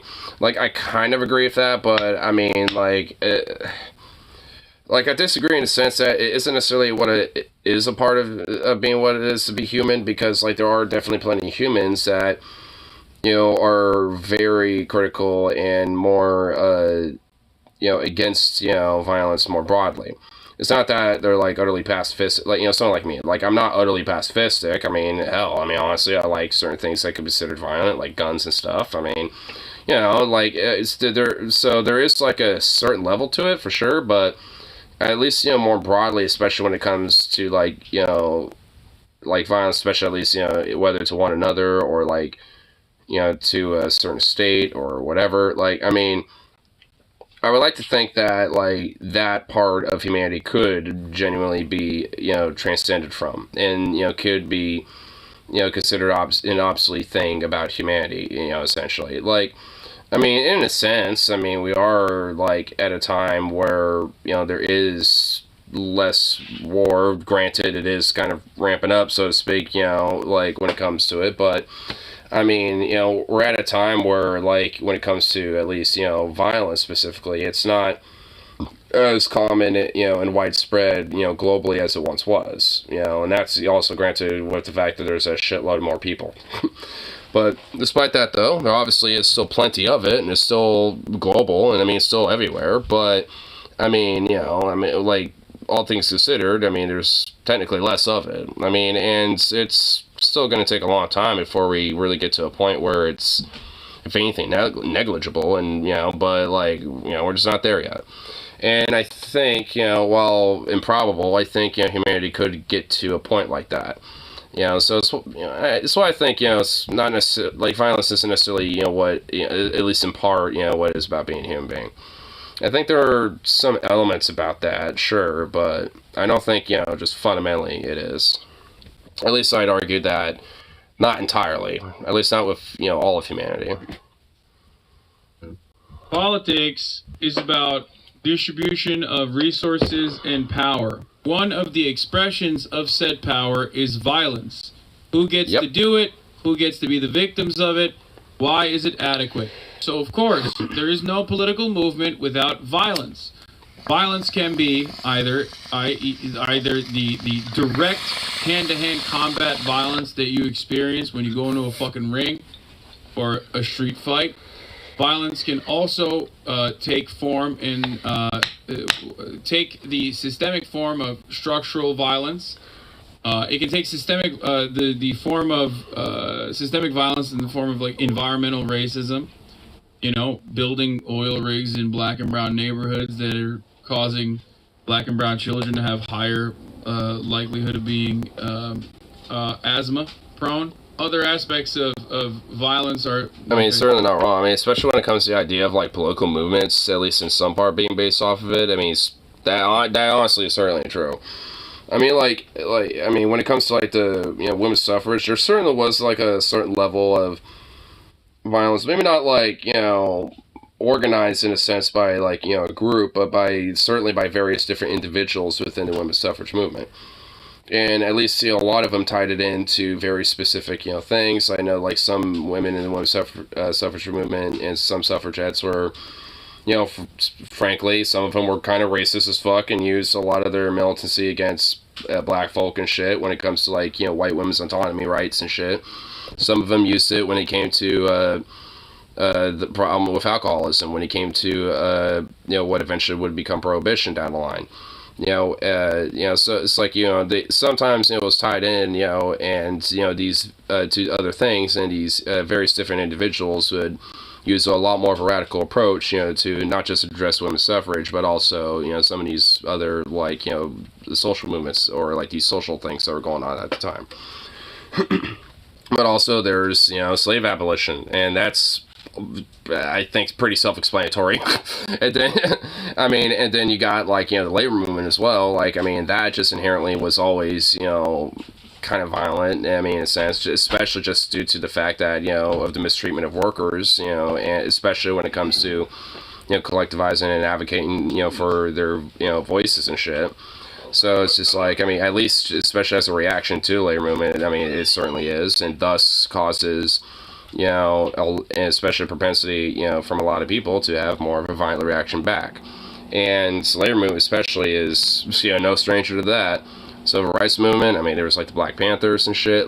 So this is certainly a fact. Every political movement, especially one that's very much rocking the boat significantly to the status quo, the system, and the paradigm that they're in, it always either gets met with violence and thus creates that element within the movement, or things are considered so bad within that movement that the violence they use at first is justifiable, which we've even seen that with the George Floyd protests and stuff. There was some places where it did go to a level of violence, like in Minneapolis, the police precinct burnt to the fucking ground, and frankly kind of rightfully so. I didn't give a fuck about that. At least for that specifically, because that was a reaction of violence that was used against a marginalized community, specifically on marginalized person of color, George Floyd, hence the whole fucking movement. And we already know about that. That because that's fairly recent. So it's just pretty much every movement, just one way or another, has violence interwoven into it. The glorious freedom flames at the Justice Center and the PPA office. Yep, that too. That's another example. It's every political movement, to one way or another, has violence interwoven into it. And, the violence, like he's saying, doesn't necessarily have to be a street fight. It can also be, various different other levels of it. When it comes to the systemic oppression or environmental racist factors, or, oppressing or breaking up a protest or a strike or things like that. There's all sorts of variables, when it comes to violence, because it doesn't necessarily have to be so direct. It's, violence in this, especially at least in this case, can be considered very, very broad. Because, and honestly, a lot of these movements, will at least, use violence more symbolically while not necessarily acting out on it. There was a time where the Black Panthers, I think it was the Capitol Hill of in California, so I think it's Sacramento, where they showed up their firearms and stuff like that, and they just sat in on the Capitol Hill. They occupied it and they just sat there. It wasn't violent, but nonetheless they at least use what normally are considered tools of violence symbolically to make their point. You need some water. But but nonetheless, it's it's at least a tool, or at least one variable that was a part of their movement. At least when it came to that sit-in that they did.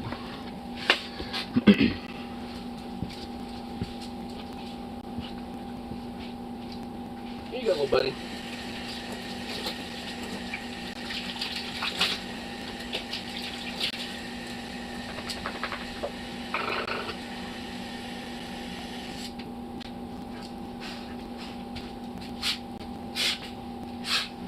He's a little sweet boy.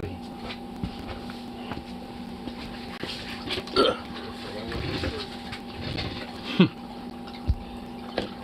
more invisible side of violence, like the structural violence of poverty, doesn't always have to be directly physical, and it is almost always about who gets to be the victims and who gets to be the purveyors.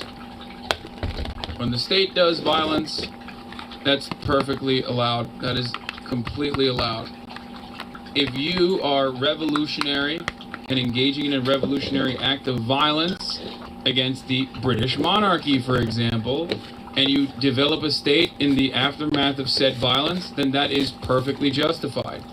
If you are engaging in indigenous genocide, ethnic cleansing, re-education, stealing of children, then that is obviously direct acts of violence, but that kind of direct acts of violence are almost always normalized, as long as the state that you live as a continuation, that you live under as a continuation of said acts of... I mean, it's fundamentally basically, you know, conditioning. I mean, that's really what it is. It's like conditioning of the idea that when the state does it, it's good. When America does it, it's fine. Like, I mean, it's basically just the American conditioning that, like, when the American state does violence, or whether in the past historically or otherwise, like, there's some excuse or justification as to why they do it.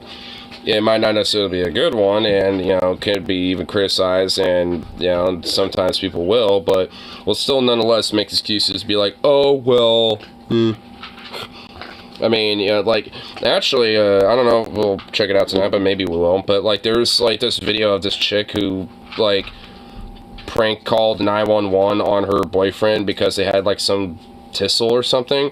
And she obviously was in the wrong, but, like, it ended up being, like, a situation that just, like, flipped out of nowhere, where she, like, melted down, you know, like, suddenly, like, in the hall, like, and, you know, her boyfriend came out from the apartment, just like, what the fuck's going on, with, like, some nunchucks, and literally just straight up nearly got fucking murked, honestly, like, dead ass.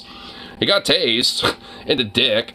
But, you know, like, after 30 seconds of the cops, like, seeing him there, being like, oh shit, yo, what the fuck? And him being like, yo, what the fuck? Like, it was just a whole cavalcade of just fucking nightmares, dude. Like, I mean, it's ridiculous. It's kind of funny, a little bit, too, but just because of how, like, of a Reno 911 clown circus of an event it was, but... It's still kind of just, like, fucked up either way, though. I mean, it's not like anyone, like, outside of the dude getting tasted in the dick. I mean, outside of that, no one got seriously hurt. And if anything, actually, the cops were sympathetic with the dude and actually started giving him some first aid and stuff like that. They grabbed, like, their first aid kit out of their car and went up to him. It's like, you know, we're far more chill with him while the lady was still fucking having a meltdown, freaking out in the back of a cop car, getting arrested. So it's just like, I mean, it was just a fucking cavalcade of nightmares and just absurdity. And it really just, like, played out like a Reno 901 bit or something, dude. Genocidal violence is still in existence. Okay? The entire, like, every facet of our existence works to make that kind of violence feel normal. And any kind of violence outside of that feels abnormal, scary, gives me the ick, gross. Okay? The mindset of a lib. Can just go in and detain a person. They can rob you. They can steal your money in the form of civil asset forfeiture. They can kill you without any kind of legal scrutiny from the higher-ups. That is abhorrently violent. That is not even the case in many other countries, as a matter of fact. And yet, here in the United States of America, that kind of violence is so normalized that people turn around and get mad at the lady yesterday who, like, called the cops on a prank and got arrested. Oh yeah, that's what I was talking about. And then, you know, got her boyfriend tased in the nuts. They got more mad at the lady than they got at the cops. The cops are human. They're not supposed to behave that way, but that's the expectation. That's how normal that level of violence is. And the inverse of that is also true. The level of violence against cops by the likes of a black bloc, you know, Antifa guy, is also seen as, like, uniquely unjustifiable. Completely unjustifiable. These are cops. I mean, honestly, especially when you see a lot of conservative bootlickers, I mean, just look what they say about Portland, especially whenever, like, especially when those, like, you know, George Floyd protests were going on and shit. Like, I mean, because, like, it wasn't necessarily, like, any of these other places that were getting kind of hit with this whole, like, these damn rioters, looters destroying these places. I mean, they kind of did. But there was a few cities, you know, that they really love to highlight. Portland, Seattle, and at least for George Floyd protests, at least for a short time, Minneapolis. Like, those are, like, basically after, you know, the, you know, big shit happened in Minneapolis, you know, while a lot of other cities are still going on. Like, I mean, basically it was Portland, Seattle, where their main, like, you know, fuck you, you protesting looter riot and or whatever the fuck. TV, I read a lot. Because it's seen, especially for some reason, at least in Portland, Seattle especially Portland, like, it's just seen as so exceptionally uniquely unjustifiable. And it's somehow, like, also, like, more uniquely worse, even though it's no different than, like, any other, like, you know, quote-unquote, like, black bloc, you know, practice that would happen in any other city.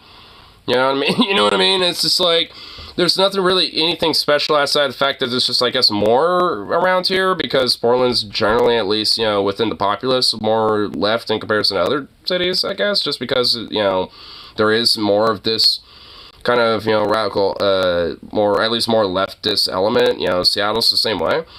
But, I mean, like, that doesn't, it is, I'd say it's kind of negligible, though. I mean, it's not like shit's happening every fucking day or something. I mean, it's like, goddamn. I mean, it's like, they only really come out, you know, when, like, some shit happens or something. And even then, not all the time. Like, I mean, like, this, I mean, you know, because realistically, there's never really enough numbers for it. Like, because, you know, like, yeah, there's a lot of problems and shit, but just, I mean, you know, doing a protest literally every single fucking time, you know, that ain't necessarily, you know, works 100%. Like, especially if you only have, like, 20 people with you. Like, I mean, you know, you won't be able to have, like, you know, consistent enough numbers for something like that. I mean, so it doesn't happen all the time. And in fact, I can't really think the last time there was a protest that happened in Portland. I'm sure there probably has been, you know, sometime maybe even this year that I just wasn't aware about. But, I mean, as far as I know, there hasn't been any. So, and yet a lot of these motherfuckers, you know, still think Portland's, like, burnt to the ground or some shit. And it's like, bruh. Like, I mean, shut the fuck up unless you live here, like, I mean, and you think this place is burnt to the crisp because looting and rioters or some shit, then shut the hell up. Because you don't know what the fuck you're talking about. I learned a lot in school. It's been a while. Yeah, I mean, seriously. I mean, I don't know if there has, like I said, there might have been one or two maybe this year, but none that, you know, hit my radar.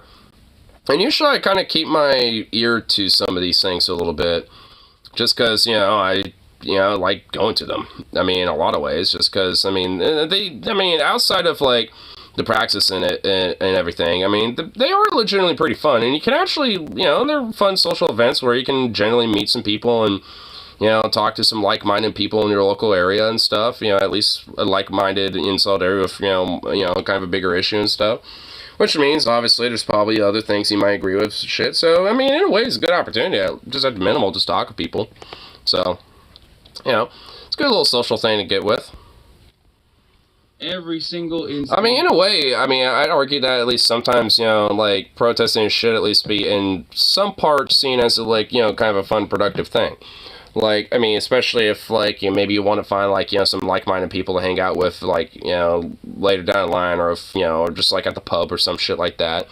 Like, I mean, you know, going to a protest where, you know, you're joining up with a lot of people that, you know, are all, like, you know, in agreement, you know, over an idea or something like that. I mean, you know, with that, it's pretty easy to link up with, you know, people and potentially make a friend or something like that. Or at least, you know, an acquaintance or, you know, somebody that you realize in your neighborhood, be like, oh shit, you know, or something. So, I mean, I don't know. I'd argue that, you know, there should at least be some level of, like, you know, enjoyment from that. I mean, obviously there's a level of seriousness with it, and that certainly should, you know, be taken first, but, I mean, you know, you gotta have at least a little loose fun with it, you know, you gotta have, you know, because, like, a lot of protests, especially the ones that have been peaceful, like, there's, like, fun shit that happens, like, sometimes people bring music, like, some people, like, you know, do freestyling and, you know, bump some, you know, beats and stuff like that. You know, there will be a couple speeches and shit. You know, and it'll be kind of like a fun little vibe and stuff. I mean, you know, while all, you know, doing something that's obviously very serious. I mean, because you can't necessarily, you know, all be like, you know, all stuck up and like, you know, whatever the fuck. You gotta have a little fun. You know, I mean, you know, because when you do that, then, you know, it kind of creates this legit vibe where even other people, you know, that might be walking by, you know, that might not know what's going on, be like, oh, what's all this? There's a bunch of music. There's like someone cooking hot dogs over there or something. You know, it's like, this looks pretty cool. They might hang around and stick around and see what's going on, and then, you know, they could get forward to what's happening and stuff like that. Spread a message. So, I mean, overall, it could it certainly, especially protests, it certainly could be a very productive thing, but, I mean, it's definitely, you know, like I said earlier, you definitely need the numbers for it. If you only got, like, 20 people, I mean, you know, you ain't really gonna get that much attention, but if you got, like, at least, like, 80 to 100 some people, you know, for something like that, you know, at least, you know, get, you know, a little something going with that. And if anything, you know, over time, that could actually grow. Every single facet of existence, every single cultural output I received always told me that the cops are good. They're there to protect and serve. So why are you coming at me now trying to make it seem like it's okay to, like, defend yourself against the cop? What are you, some kind of fucking terrorist? Get the fuck out of here. That's un-American. That is how propaganda works alongside the police brutality that you experience on a daily basis. That's just, you know, that's the reason why when you see Antifa people, you're like, oh, these guys are gross and scary. Someone asks in the chat, like, why do you think people think these guys are gross and scary? That's what it is. Anti-fascism is a just act. I'm sorry. I don't give a fuck. I know there are plenty of cringe LARPers everywhere, but ultimately, anti-fascism is a completely just and completely moral action, okay? I mean, I do agree with that. And, you know, like you said, there's going to be plenty of LARPers out. I mean, for any political movement, you're going to have, you know, some LARPers, you know what I mean? You know, so, and being, you know, like, doing anti-fascist action and stuff like that, that ain't no different. I mean, you know, like, I mean, I feel like to a slight degree, there's always going to be kind of a sense of that, you know, with any political movement, especially if you know, are really in-depth, you know, and invested into it. But, I mean, I don't really necessarily see it as a bad thing. You know, like, I mean, it only goes so far when it's practically like their whole fucking identity or something. I mean, because they're, like I said, you know, and like Hassan said, there certainly are, like, some cringy LARPer types that, you know, think, you know, trying to do the extra mile is, like, being productive and good. It's like, you know, you're just making yourself look like a dork. Chill. And there's been plenty of times where I've seen that, too. Like, I've certainly seen some times where some people try to, like, be like, I'm gonna be the hero, you know, so, or whatever the fuck, and it's just like, actually, I have seen that once where it nearly created a fucking panic, like, I mean, where, like, it was the last time the fucking Proud Boys tried to do, like, a rally at the waterfront. It was, like, I think 2021 in August. Like, I think around this time last year, if I remember. And, like, basically, they, you know, like, there was obviously a shitload of people showed up. But, you know, after a certain point, like, you know, like, all those Proud Boy fucks, you know, decided to go to this abandoned Kmart in East Portland and for some sad, pathetic reason. But, you know, a few people tried to be hero and decided to go over there when they and brought, like, 20 other people with them, you know, who decided to think the same thing, which was, one, LARPy as fuck and cringe and stupid, and two, just dangerous and not safe, you know, especially for themselves. You know, and also, because they did that, there was now, like, this extra level of communication of, like, what they were fucking doing, and, you know, and there was this whole, like, you know, miscommunicated rigmarole about shots fired. Now, what happened is that a bunch of those Proud Boy fucks, you know, were shooting paintball guns at them, so shots were fired, but with paintballs, you know, and stuff like that, you know, or pepper balls and shit like that. So, I mean, technically, but not with real guns. But that never was conveyed, so some person, and I happened to be nearby, you know, got that information and started running, saying, yo, there's, like, shots that were fired, and, like, legit caused a damn near fucking mass panic. Nearly. It started like that, but eventually people chilled the fuck out really quick once they realized, wait, there's nothing, wait, what's going on? I mean, you know, so, like, and actually that created a moment where a few people actually made a couple speeches very quickly being like, yo, whatever the fuck just happened there, don't do that. Like, that was not cool. Don't try to act hero. Don't do this and that. That was cringe. Like, I mean, communicate, and if it is legitimately serious, just pass it down the line, you know, and let that word spread, you know, and, you know, don't act into panic. Because, like, it created, like, a moment of, like, oh, fuck. Like, oh, shit. You know, and honestly, like, and for good fucking reason, though. Like, I mean, that would be a, you know, a moment where being serious is actually, like, something, you know, worthwhile, where, like, hey, yeah, cut the fun out. You know, like, at least for that moment. Eventually, vibes, you know, got back and things were chill again, but... Like, I mean, for a good 30 minutes there, everyone was kind of tensed up after that, and I certainly don't fucking blame them. I was too, because I was like, man, what the fuck? That was dumb. Like, because I was trying to, like, you know, run behind them, being like, no, there isn't. There's no shots fired over here. I was saying that, and it was just like in the mesh of noise, so I don't think it could fade at all. But I think, hopefully, enough people heard it enough, because I think... You know, people got the false alarm, and you know, because like I said, it eventually stopped pretty quick. Like, I mean, there wasn't like, you know, some stampede or anything.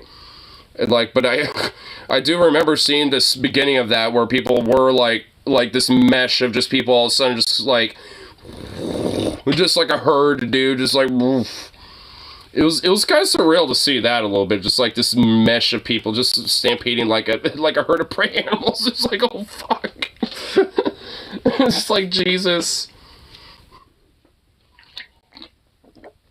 Man, definitely was a wild little moment, but luckily nobody got hurt from any of that, like I said. So I kind of take it in jest now at this point. I'm sure, you know, some other people do too, but I mean, still, nonetheless, though, it's one of those things where it's like, you know, sometimes people legit kind of go a little too LARPy status and get a little cringe, and just straight up just need to chill the fuck out and, you know, actually legit kind of take things seriously, you know, like, because that was the situation where I certainly would argue is, like, someone being a cringe LARPer.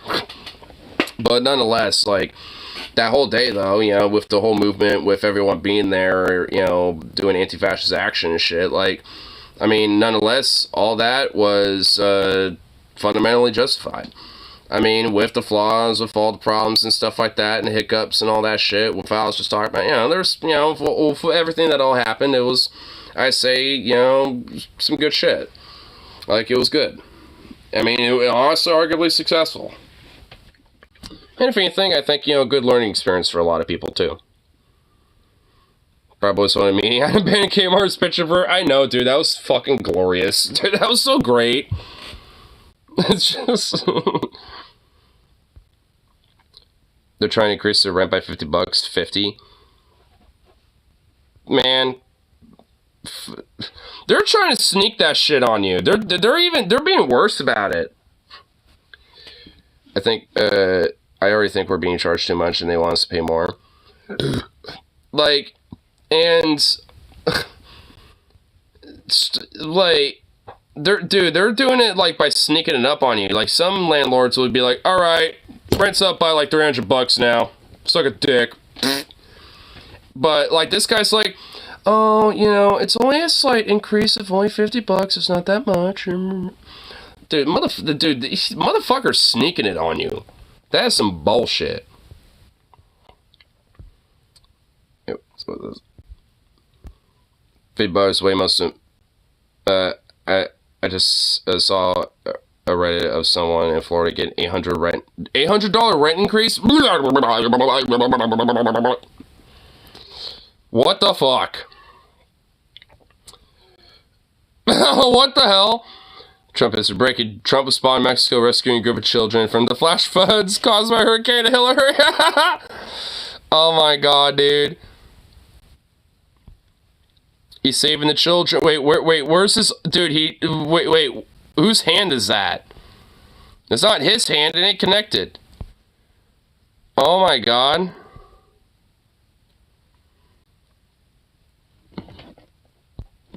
They should redact their landlord. Yeah, they should redact their landlord. I absolutely totally agree. I saw this as well. See if this works. Or if Twitter's gonna be gay. You're welcome. Fried chicken sandwiches. Ooh.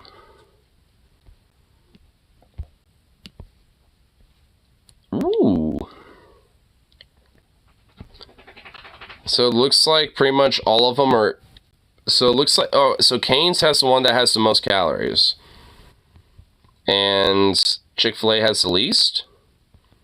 Wow, McDonald's surprisingly does not have a lot of calories in comparison to all these other ones.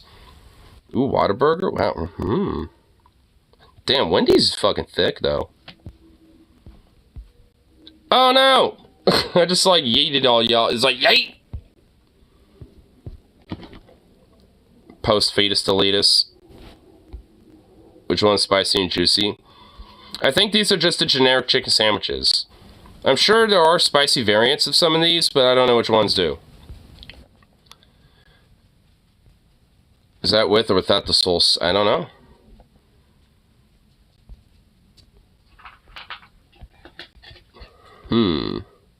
Arby's has chicken sandwiches? I'm not too sure about that.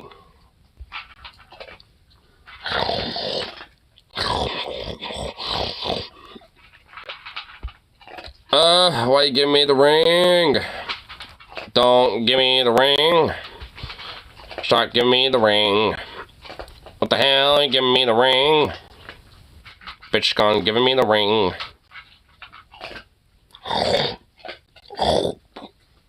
Yeah, I'm making fun of you. Fucking little piglet. A lot of fast food places put too much mayo on them. That's why I say no mayo, because that shit is gross. Yeah, too, when I worked there. Chicken bacon Swiss with bacon, honey mustard, then cordon bleu, mayo, then some ham. Look at this pic of the sun that I took earlier today. Is it all red? You should all... Whoa, it is all red. Look at that. So stupid. Fucking Mustafar, bro. And the pollution. I like how the video plays once we're not even here anymore. Something that are happening around the world. I like how it's playing but without audio. That's oh, there we go. I don't know what I did, but I fixed it. Oh, now you're sending me some short. All right, well, look at this real quick. Oh, I saw this before. I've seen this. Yo, is that my subscription to Squirrels Monthly? Yeah, how did you know that? Oh, dude, I can smell everything. Oh, cool. Yeah, you smell like a bitch. Smell like a bitch. You smell like a bitch. Okay. Hey, didn't YouTube fix this at one point? Why is it broken again? Didn't they used to have it where it wasn't like a square? Squirrels Monthly? Yes, Squirrels Monthly. I demand kisses. Pretty sure that's Pomeranian. Now f*** off. Now fuck off. Hey, Billy, how are you? How's the kids? Hey, they're good. The youngest is hitting his rebellious phase, though, so that's kind of tough. Hey, if you need somebody to take care of them. Rottweiler, I think? I don't know. I can't tell. I forget. I've seen it, but I forgot which ones are which. This is the Chihuahua. I know this much.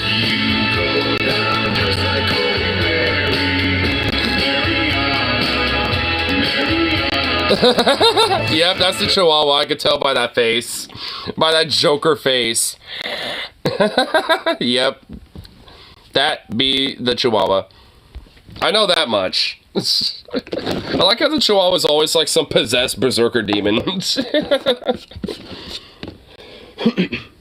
I know that much at least, but god motherfucking damn. Man, YouTube, you had your shorts figured out there for like 2 seconds, and then you made it a square again because you're a fucking square. You all ran by a bunch of squares. Quit being squares.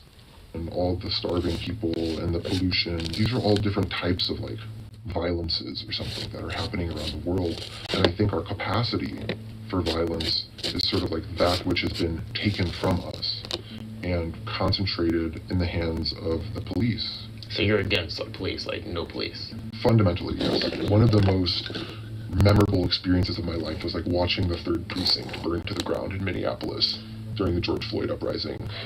And that was the first time in American history that's ever happened. And within days, hundreds or thousands of police cars across the country were like on fire. You don't think that kind of causes more fear and irrationalization. Oh god, a civil decorum, like, jerk off, ugh. Oh, let me make sure I just give a good massage of the shaft for civility and decorum. Like, oh my god, dude. I mean, what, you gonna, like, you know, polish a knob too while you're out there, buddy? That'd be against what you are for. It's supposed to. I mean, it's not, well, kind of, but not entirely. I mean, it's supposed to create a fear to the system, specifically. You know, and, like, I mean, but when it comes to, like, the average person, I mean, it's not inherently meant to, like, make the average person fearful, because it's not directed at them. Like, when it comes to, like, you know, the 3rd precinct, you know, in Minneapolis, for example, that's not directed at, you know, like, the neighborhood or something.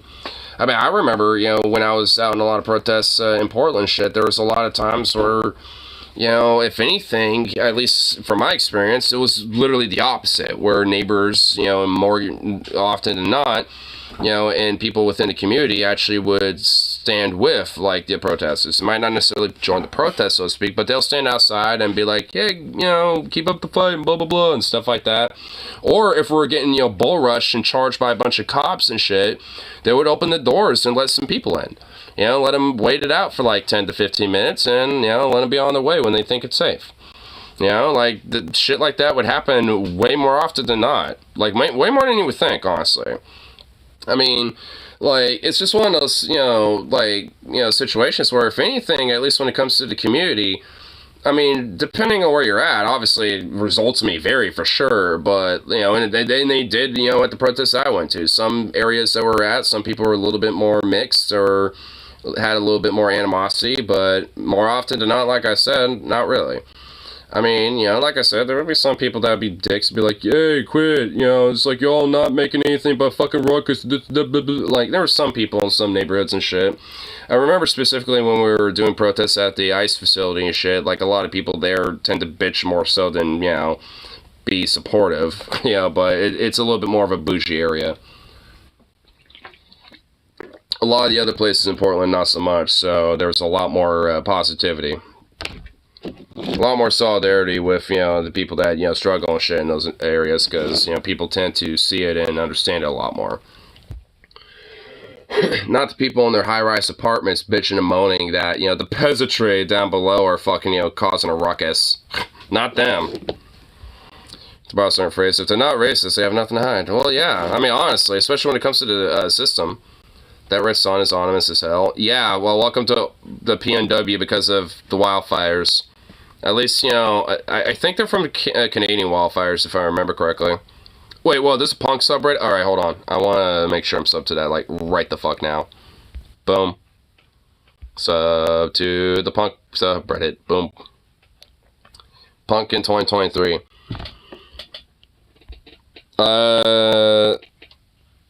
Yeah, based... Save our ancient... Dude, a British punk? Fuck yeah, dude. You know what? Like, God is gay, true. No hate, no bigotry, no racism, no colorism. Is that well, is that like... Isn't that just racism? Just under a different, you know, just kind of a slightly different, you know, thing? Well, no, whatever. Semantics. No xenophobia, no Islamophobia, no anti-Semitism. Man, there's so much more. No misogyny, no homophobia, no transphobia, no biphobia, no acephobia, no fascism, no ableism. Wait, is that say that? She did. Well, they spelt fascism wrong. I think there's no S. No ableism, no capitalism, no classism, no elitism. Okay, now I'm fucking up. Monsters, error, lol, democracy not found. Monsters Inc., AC/DC. If you something had a history. Respect existence or expect resistance. Hey, Bob Ross, nice. Truly is. What does that say? Virility, virginity is a social construct? I don't know. something sent supposed to... I can't read some of it because it's all, like, you know, crumpled with the jacket. You know, like, so some of it is a little hard to read. Reject art, music, sex about men and their dicks. Well, hey, I mean, like... Hey, why don't we just embrace, you know, like, music about women and their clits? Just as much as that we embrace, you know, or have, you know, music about, you know, men and their dicks. Why not just, you know, have it equal, you know, and be like, hey, you know, if, like, we're gonna have a bunch of art, music, and sex about, like, you know, men and their dicks, then let's have a bunch of that for women and their clits, you know, like, you know, let's have it the other way around.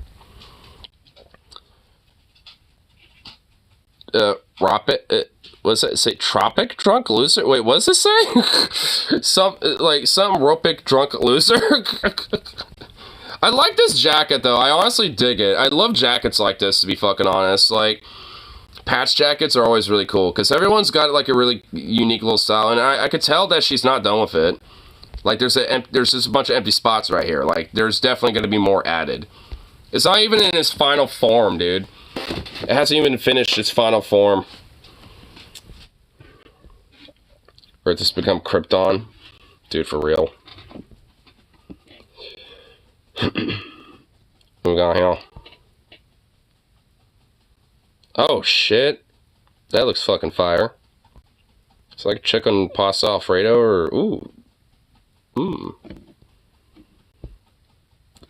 Why do you always have to make me be hungry even though I ate earlier? Okay, I don't trust you with this. It's like TOS, bro. Like, goddamn. TOS content, bro. It's like a world where everyone kind of come together, be, you know, peaceful. Like, I think the police sort of serve three primary functions. One is, like, to uphold racialized white supremacy, protect the interests of the capitalist ruling class, and the third is to, like, prevent social movements from being able to change anything. So then, if, like, I'm in my house, someone breaks in, and, like, I'm in my closet or my bathroom. Oh, police oh my abolition God. is destroyed with one simple take from the most normal human being on the planet, with the most normal human being consideration. Like, I'm sorry. I know that cops don't do shit. I know. But good luck explaining to a motherfucker that reality. That motherfucker asking that question believes that cops... I agree, but I feel like there's a fourth thing. A fourth? Oh. Is that what you meant? Alright, hold on, fine. Another cat named Boo spots an empty bowl on the counter. Her immediate instinct is to try and fit her entire body inside of it. But this one was a bit of a challenge.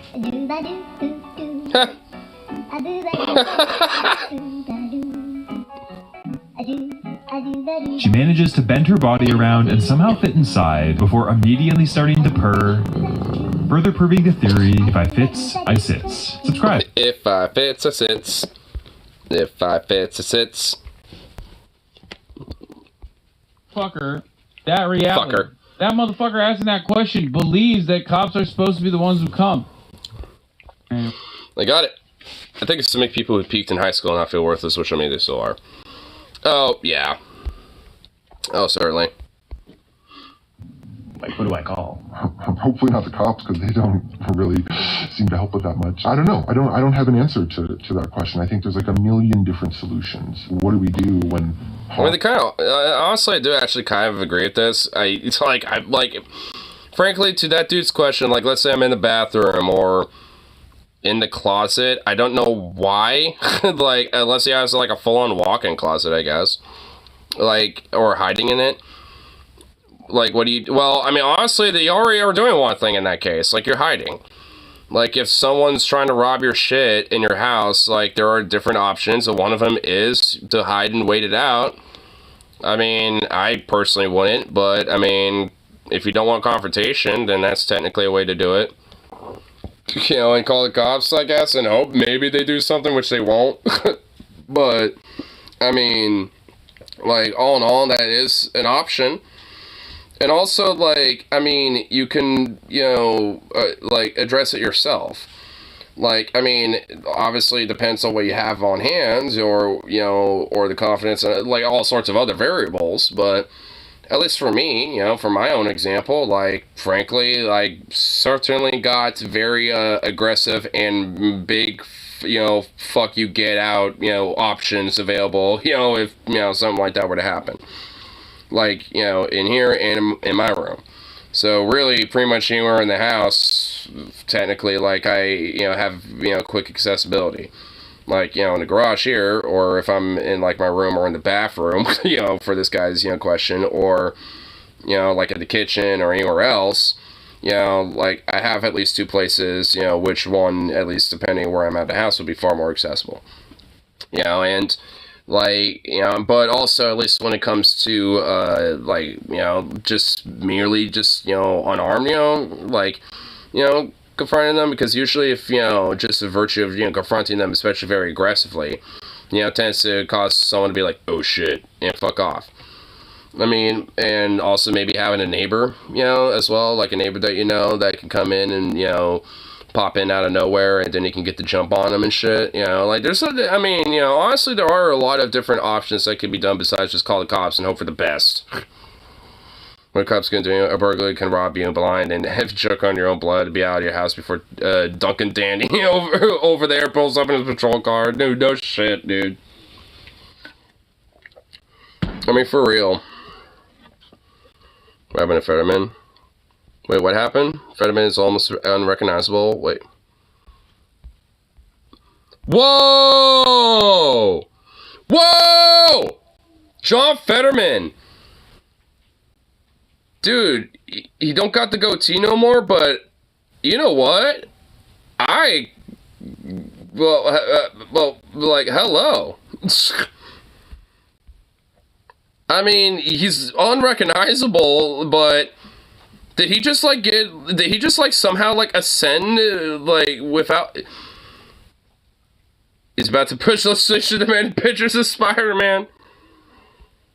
Does it look like he's not mad at me, just disappointed? I mean, considering America, that's how we all should feel. He's looking at America, and dude, he's got, like, that fucking dad energy out of nowhere. Dude, he's about to, like, go fucking dad mode on America, dude. He's about, dude, like, whoa. Daddy, chill. Like, damn. He just, like, came out of nowhere with, like, a dad bod, like, real fucking quick. Just by changing up that shit. Now he hasn't... I dig it, honestly. I'm okay with this. I could dig this. I mean, very unexpected, but... I'm pleasantly, unexpected. Like, at least for me. Son, I'm a disappoint. I am disappointed in the bar situation what we had to deal with right now. In our community, what do we do when people are committing wrongdoings or whatever? And I think the answer to that is like a million different things, but definitely not the police. Hey Claire. Hey Denise. Are you enjoying our Ask Me Anything series? I am. Oh my god, I could tell. Yeah. Have you ever broke anything? Yes. What? I mean, like,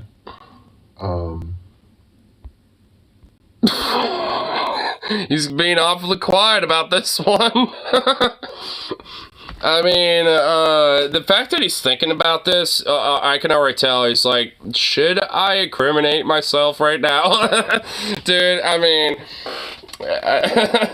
honestly, not even gonna lie, dude. I mean, that's a question that I probably would refrain from answering, to just be fucking blunt. I'd just be like, every damn stuff? Yes. What type of stuff? Just things that you might see at a protest, like garbage bins, stuff like that. I don't know. Just keep it super vague. I mean, I would have like a vague answer right off the top of my head for a question like that. It'd be like, oh, like a garbage can or something like that. Whatever. Like a cement, like, barrier. Just some random shit. Like, gotta keep it vague. Those kind of parents are the worst, honestly. When you just, at least when you get the ones that just flat punch you, it's something overdone with, but with them, their very presence is a punishment. Yeah, and also there's just like this, like, kind of like sense of wanting to drag it on, too. where it's like they'll like kind of, you know, have it in like certain little things and they don't even necessarily like let you know either. Be like, nope, because of what I remember and I'm holding that, reminding it and making a mental note of it. Like, nope. And they just bring it up out of nowhere, you know, for like, you know, like a month. But yeah, at least, you know, for once I just straight punish you. You know what it is. You can set a framework and a time frame about what's about to happen. Like, and, you know, just push through, you know. It's like, you're grounded for a month. It's like, at least you know. But, you know, but for a parent like that, like, dude, like, it's going to be a month and you don't know it's going to last that long. You're just fucked. It's just like, damn, dude. You know, they're going to use it as leverage. Oh, yeah. And in fact, even if they don't necessarily punish you, they'll rub it in to remind you. On top of everything else in the past. Well, you are going to do dishes after what you did last month? Yeah, exactly. Oh my god, fine. Wait, my future abode? Absurd. Wait. What? This is... Wait, what? What? What? What? What? What? Is this actually real?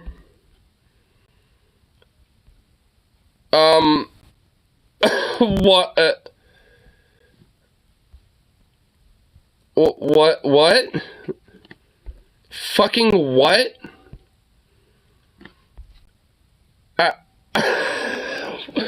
Fucking what? I feel like there's, I don't know, there's like a few rows missing. Like, what's going on here? Quit motorcycles for rent money. Well, there's a gas station, a car wash. Dude, imagine living in one of these weird fucking apartments, which is each floor an apartment? Like, how in the fuck does this work? And also, like, imagine living next to a fucking car. Oh my god. I mean, bruh, why? Why was that even made? Like, if you want to make like a multi-level apartment like that, just like, I mean, it's literally somewhere else, like literally anywhere else. I mean, fuck, what the hell? I'm trying to debate on whether or not I should even talk about these sorts of things. What's the most extreme thing you've done? He just said that he's debating on whether even to talk about it, and you're like, what's the most extreme thing, bruh? Come on, let it out. Alright, I'm starting to be convinced that that dude's like this guy right here, I'm convinced he's a Fed. Like, he's trying to incriminate him, bro. He's trying to make himself incriminate. What the fuck? Some of the most intense experiences of my life were the resistance against Milo Yiannopoulos in Oakland. Alright, he found a good cop-out answer, good. The right wing. Fucking on this guy, too. Good shit. They're trying to give some public talk that was shut down by anti-fascists. Like, you, like, tried to stop them from talking? Or? Yeah, something like that, trying to basically create such a scene that the whole event has to be shut down. So I guess it's fair to say you don't believe in free speech? Red flag. What?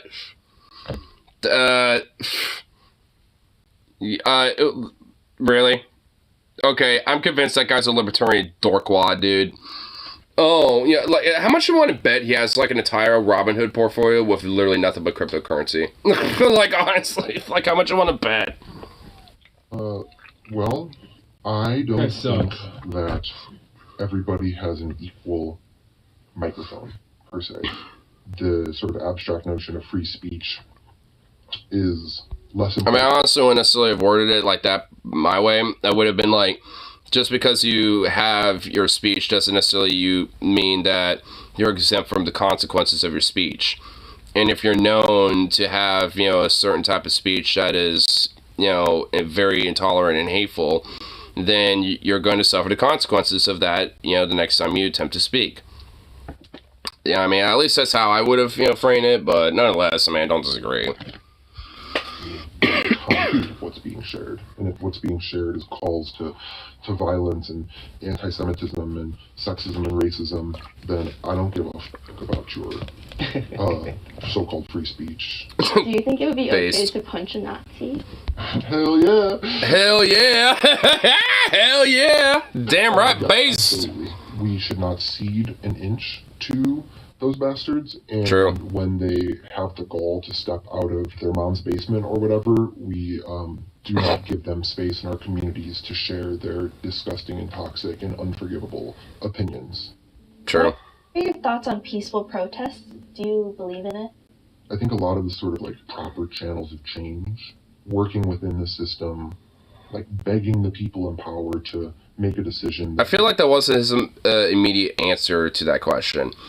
Like, I know, like I was saying from earlier, Jubilee is known to, like, cut some of this out, at least, to get to the more, juicier bits, so I feel like this is kind of, like, the more juicier bit of the answer, which, because I think, honestly, I have a feeling he probably said yes, like, I, agree with that, but here's my, like, nuance addendums and asterisk to that, and that's the juicy bit we're getting. Like, I feel like we kind of got, we're getting some of his, like, nuance of, like, yes, but, and we're hearing the but part. Everybody over. A lot of that stuff is really degrading. We're begging them to change the world, when really we're the ones, us, you, the person watching this YouTube video, are the ones who have the power to change the world. What's something you True. wish people knew about you?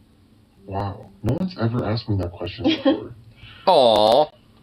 I'm looking for love in the world, and also, Okay, that was a little cheesy, but you know what? Like, aw. I mean, you know what? Like, I kind of like that. I kind of like that, honestly. Dude, was she kind of low-key flirting with that question or something? Like, I mean, they want him to slip up. I mean, yeah. I mean, well, the thing is, yeah, like, some of these people I feel like are kind of priming, questions in the way to try to have them slip up. And, of course, I mean, honestly, I feel like, even Jubilee, I feel like, is kind of, doing that a little bit, because they obviously, have cut a lot of, these conversations out. So it's just like, I mean, at least, like, with that one, at least it was, like, not cut, but I think it was just because it was just, like, such a good, wholesome little moment. I mean, I love how Hassan has just got his head down. Like, I mean, it is cheeky, but, and a little cheesy or whatever, but you know what, like, I like it, I like it. Look, oh my god. Oh god. Oh god. I am dying. So cringe. I'm loving sorry. each other, loving ourselves, loving the world, and obviously it's not always. The world's a sad place sometimes. I didn't expect you to say you were looking for love in the world. For some Yeah, reason, he's that made me risen emotional around. for a second. I guess I'm wondering, like, how do you She's getting reconcile the rid. two? Talking about love a lot, but then also being part of a group that condones violence. Yeah. Mm-hmm. Yeah, that's a heavy question. Thanks. Yeah, the only way to answer that question is the way I explained it. There's no movement without violence. That's it. I mean, and also I just say that, like, sometimes, love, can, like, lash out at times because, it, has such a need to love, and yet, doesn't have an outlet to do so. I mean, at least, I guess in a more flowery, poetic way, you could say that. But we do love with violence. I mean, in a way, like, because, like, with every political movement, it has some, basis of violence based around it. And it doesn't necessarily have to be literal street fight shit, or whatever the hell. It could mean, like, just simply, like, you know, basically like smashing a window of the state, you know, or something like that, or whether figuratively or literally, you know, or just, you know, shit like, or anything else in between. Or, like, you know, spray painting something radical, like, you know, on the side of a bank or whatever the fuck, you know, like, it could be something that, you know, could be considered fairly benign for the most part and not harm anybody, but, you know, like, it's, you know, technically still violent. And every, you know, political movement, especially one that, you know, rises up, you know, like, to enough to where there's, like, protests and rallies, stuff like that, there's always going to be, like, a little level of that going on, you know, like, and most of the time it tends to be, you know, more or less benign, but, you know, there's always going to be levels of extremes that do happen, and sometimes it does vary on, like, how severe it does get. And, you know, like, and, you know, when it comes to, like, you know, this anti-fascist praxis broadly, I mean, there certainly is, like, you know, like, kind of a, you know, need, you know, to fight back against, you know, what is hateful and bigoted and stuff because of the love that we do have for the world. Like, and we want to tear down what, you know, of what hates, you know, and shit, you know, like, so it's like, I mean, in a way, like, you know, the love that does lash out is lashing out to the hate that doesn't give love an outlet. I mean, so, you know, like I said, you could kind of even, you know, weave it with, like, some poetic, flowery word messaging, but nonetheless still mean the same thing. I mean, you know, so, like, I honestly, you know, like, it is a heavy question, I mean, that she asked. I mean, I actually do think she generally is trying to learn about him a little bit and try to kind of figure out why he is the way he is about this situation and about how he feels about these things. And legit, like, I mean, you know, there's... You know, like, when it comes to, like, you know, especially preaching about the idea of love, but also, you know, condoning that, I mean, you know, in a way, there certainly is kind of a conundrum with it, but, I mean, it's one that I think, you know, can certainly be explained. It can certainly also, I think, absolutely be justified. I mean, you don't have to, like, you know, preach about love and stuff like that, you know, and be an outer total pacifist. I mean, you know, because there's plenty of people that do that, but obviously will fight and defend themselves, you know, if someone attacks them and shit, right? Like, so, I mean, you know, it's not like, you know, people just, you know, are going to, like, utterly just, like, you know, let the other cheek be turned and hope it gets bruised up, too, you know? Like, not everybody. I mean, some people that do, you know, are, but, I mean, arguably, not a lot of people, you know, are just going to let that happen. Do politics, stop violence. Like, violence is happening to GOP Clan Car is going to Florida for a debate on Wednesday. So it's Wednesday. Okay, that's a day off. And it's fucking Florida. Oh my god. Oh, dude, DeSantis is going to try, you know, to use that as an up. Oh, dude, it's not going to work. Oh my god, all those fucking Republicans are going to chew him up alive. Because they're going to just say how bad Florida is and criticize this. Oh my god. Oh my god, dude. DeSantis is done. Dude, oh my god. He's fucked. He's going to try to boast, you know, like, oh yes, here in my state of Florida, la la la la. But, dude, he's going to get chewed a lot. Oh my god, yes. Oh yes, please. Oh my god. Holy fuck. Oh man, that's going to be so good to see. Oh, it's going to be so good. Oh my god. I'll inject that into my veins right now. I don't even want to wait. Just give it to me now. Oh, yes. Happening around you every goddamn moment of the day. You're just conditioned. You're primed into thinking that it's not real and it's not happening. That's it. And love bloom on a battlefield. I wonder if we could try to see if we could watch it live. It's probably going to be hella cringe. Well, I want to watch it live because it's going to be fucking hilarious. Can we get away with it, though? That's the problem. Like, are we going to be able to do that? Like, because I know how these fucking media outlets are fucking litigious about it and be like, nah. You know, so it's like... I mean, could we? Because I want to, but, like, I don't know if we were going to be able to. I mean, maybe we could if we just, like, you know, I don't know, like, fuck. Let's see if we can try to do it, honestly, because I want to. Like, I want to react to that shit, because I guarantee you it's going to be fucking hilarious, dude. I mean, I'm just going to watch it just to make fun of it. Don't expect, to, you know, to be a lot of analysis with it, by the way. I'm just going to make fun of them and, just be a stoner reactionary thing. It's not going to really be taken seriously. Increase the pitch of the voice so it does trigger copyright, make them sound even more like clowns. Well, it's the video that would cause the trigger. I don't think the audio would necessarily be the problem. I think it would be the video. I mean, because they can't really copyright the audio. Like, the video is what they will copyright because it's based off of their platform and shit. And, like, it's, man, and that is so retarded, dude. Like, the fact that, these debates are technically, behind paywalls, they're not, but, I mean, in a sense, you can't actually, like, have someone like me live react to it, for, commentary use or some shit. Play the audio, then show your usual setup. Oh, but then I want to show these dorks, being little nerds, so we can see their faces and see, especially Ronnie get all squirmy and be like, oh.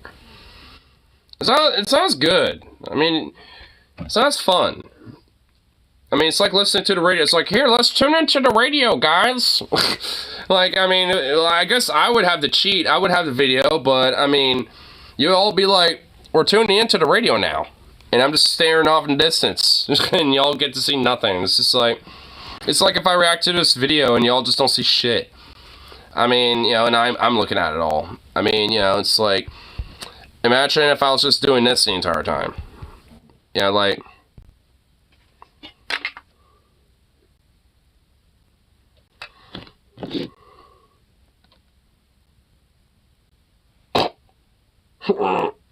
just random shit like that. Just with nothing here. Like, it would not be the same and it would look weird. Just straight up. Just gonna be honest with that one. She should ask a cop that question, but, like, he's looking for love because it's hard to find a partner who can deal with dating a federal agent. Lots of travel, lots of secrets, poor guy. That... Oof. And also, Havana syndrome. He's not having a good time, you know what I mean? He's not having a good time. Damn. Havana syndrome. Luckily, he does have the platinum healthcare package that the government gave him, but, like, what fucking Antifa is like, I'm going on Jubilee? Oh, God, I hope it's not one of you motherfuckers who larps as Antifa. I'm gonna lose my mind. Violence is not some symptom of a problem. Violence is a means to accomplish political action. It is constant, it is tool, it is morally gray. It's just, like, The question is this. There's currently a tropical storm happening in Los Angeles. Okay? They should bring this out, but not give Ron any. Past 3 days. Putting fingers? Oh, dude, yeah, dude. Homeless people that live on the river basin, on the LA River, which is not even a real fucking river, to leave that area. Ronnie putting fingers on it, he won't have any. And they're gonna fucking die. What's that? What's going on there? How do you walk to fucking Bloomingdale's or wherever the fuck you go to work or to buy shit and you see so much? You see a dude who's just like all cut up, bleeding, you know what I mean? Fucking tattered clothing. You see that, like, what do you think's going on there? What's happening there to him? That's violence. What's happening to him is violence. If you were in his shoes, you would think the world is out to get you. The world is trying to kill you because it is. It kind of is. That is structural violence in the form of extreme poverty. And the state is the purveyor. The state is the reason why this kind of violence continues. The state does nothing to stop it. You know what I mean? That's something you got to mention. I mean, if anything, it's okay with it because, like, then it could justify, the use of the funds and the quotas of police officers in the prisons so they can have somebody, put into the system. And then that means they're more likely to probably do it again and be recidivized and, basically be a part of that cyclical cycle of being within the prison system and the judicial process of the system, frankly. Like, I mean, because, like, I mean, realistically, they're not really going to stop it. Honestly, that would also, excuse a lot of the times where, like, I know Harley at his work, sometimes there would be some people that have straight up tried to rob their register and shit, and they're told not to literally do anything, and even the cops would be like, yo, you can't do shit, and even if you try, technically, you could be arrested for assault and this and that. Like, because it reciprocates and, fills their fucking quota, and it's a continuation of the fucking violence, and, and as long as it's, not done to the, state upwards, they don't really give that much of a shit. I mean, because the thing is, like, the business itself already has, you know, a way to, you know, make up for the violence that was done to that. I mean, they already have that, you know, basically built in, you know, when it comes to their taxes and shit. Like, when it comes to, you know, lost and, you know, theft type of shit. Like, stolen goods and all that shit. Like, I mean, they basically already have it written off anyway. So, they don't really give a fuck if, like, you know, a couple $100 is missing or some shit, you know, or that are stolen. Like, I mean, they can easily make that up. And in fact, it's like basically like a couple pennies, you know, when it comes to their overall profit. So, you know, that's why, you know, they aren't gonna fucking react that hard over shit like that. But hey, if they get caught, then they'll be part of the system, and then they'll be released, and then they'll just be back in, and continues, and hey, it justifies the cops' existence for harassing and annoying the fuck out of everyone else. Anteater Ron, I've spoken. I bet when he's off camera, he doesn't use a spoon, but he doesn't use fingers. And he said he sucks at the spoon with an anteater-like tongue. Oh yeah, dude, it's like, dude, like an anteater. Oh my god, dude, Anteater Ron. Ron Anteater DeSantis, dude. Oh god. But it's supposed to be engaging in self-defense at all points. Dude, on Tuesday, like, for Onion Nuggets, you gotta send that as a group chat or something like that. Or, not group chat, like a super chat or something like that. Or maybe I should. You know, because, like, I mean, or somebody, because, like, oh my god. That's fucking great. If you want to talk about Milo Yiannopoulos and, like, you know, shutting down that kind of speech, the entire reason why you're doing that is not because you think Milo Yiannopoulos sucks. She does. You're doing that because Milo Yiannopoulos is coming there and making the campus a less safe space for trans students that he's outing on his fucking little show with all the little Nazi friends that he has. Outing undocumented migrants on campus. Doxing people. You can't have that. Fuck a school that lets that shit I'm in my happen. Halloween phase. You may send it, but in my steed. I shall send it, you know, in your steed. I'll be like, hey, I heard a good joke. You know, and I'll just, you know, I might have to send it in a couple super chats. Yeah, but I'll just see how the funds are holding. You know, because I should be able to. That's the type of shit that admitted pedophile is engaging in. You know? So you have to take matters into your own hands if petitions don't work in that situation. And it's very dumb. Especially for a known pedophile like Milo Yiannopoulos, too. Like, frankly, I think there should be some extra level of, like, you know, taking matters in your own hands with a motherfucker like that. Like, the dude is not just, like, an openly, like, you know, like that, but he also has legit defended that. Funny enough, you know, on Drunken Peasants, you know, the same one that has, you know, the DFF crew on, like, way back in the day. Like, that's actually how Milo got, in some part, taken down. And funny enough, like, CNN, like, they were like, so this, like, obscure right-wing podcast, that's also where that meme came from, where it's like, you know, like just basically, like, you know, had this conversation with him that leaked out and blah, blah, blah, and, like, didn't bother to name any of them or say the actual podcast name, and also kind of, like didn't even accurately portray them, saying obscure right-wing podcasts. I mean, obscure, sure, but, like, right-wing, I mean, really? I mean, come on. But, you know, it's, like, nonetheless, like, in some part, that is actually how he got taken down. It was funny enough because of his overt defense, you know, on that show when he made some of his statements about that. Funny enough, he was also really drunk on wine, so I think a lot of liquid courage had a pretty big play on that. Can't even fucking... And from my understanding, the dude was drunk before the show even started. Like, I mean, he was already like, oh, I already had a couple glasses of wine for this, and blah, blah, blah, and all sorts of shit.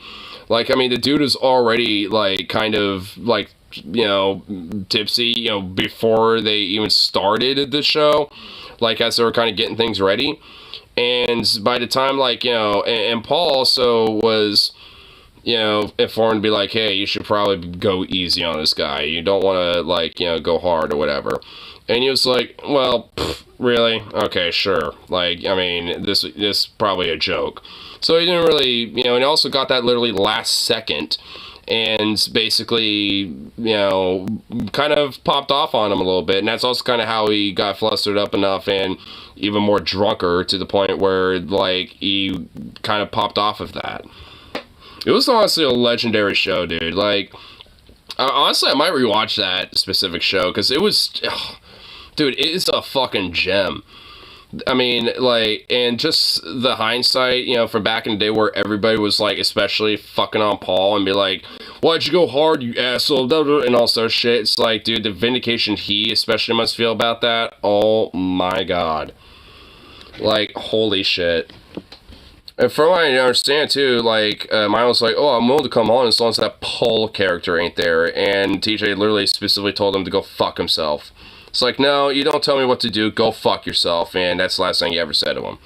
Which, base TJ. Telling that weird pedophilic Nazi fucking weird cretin, you know, go fuck himself. I mean, hey, you know, if you're gonna at least pick one final thing to say for, you know, without the hindsight knowledge, I mean, hey, that's you know, what he deserves for sure. What's this one? Brasser, here's Stefan Cora. Found this. My 11-year-old son thinks it's cool to drink alcohol. Should I force him to drink a full glass of vodka? Teach him a lesson? No! What the fuck? What complicated life you have, according to your other core activity. Your husband cheated on you. Your wife cheated on you. You are currently in the process of getting divorced. You don't specify whether you are divorcing your husband or your wife. What? Your 13-year-old accidentally killed your 1-year-old. What? The fuck? Your 12-year-old is a habitual traunt. Your 10-year-old likes Trump. Your 9-year-old has a gender identity issues. Your 7-year-old killed your dog. Your 6-year-old killed your cat. Your 4-year-old was attacked by your neighbor's dog. Your 2-year-old recently lost a finger. You're pregnant. And now your 11-year-old wants to try alcohol.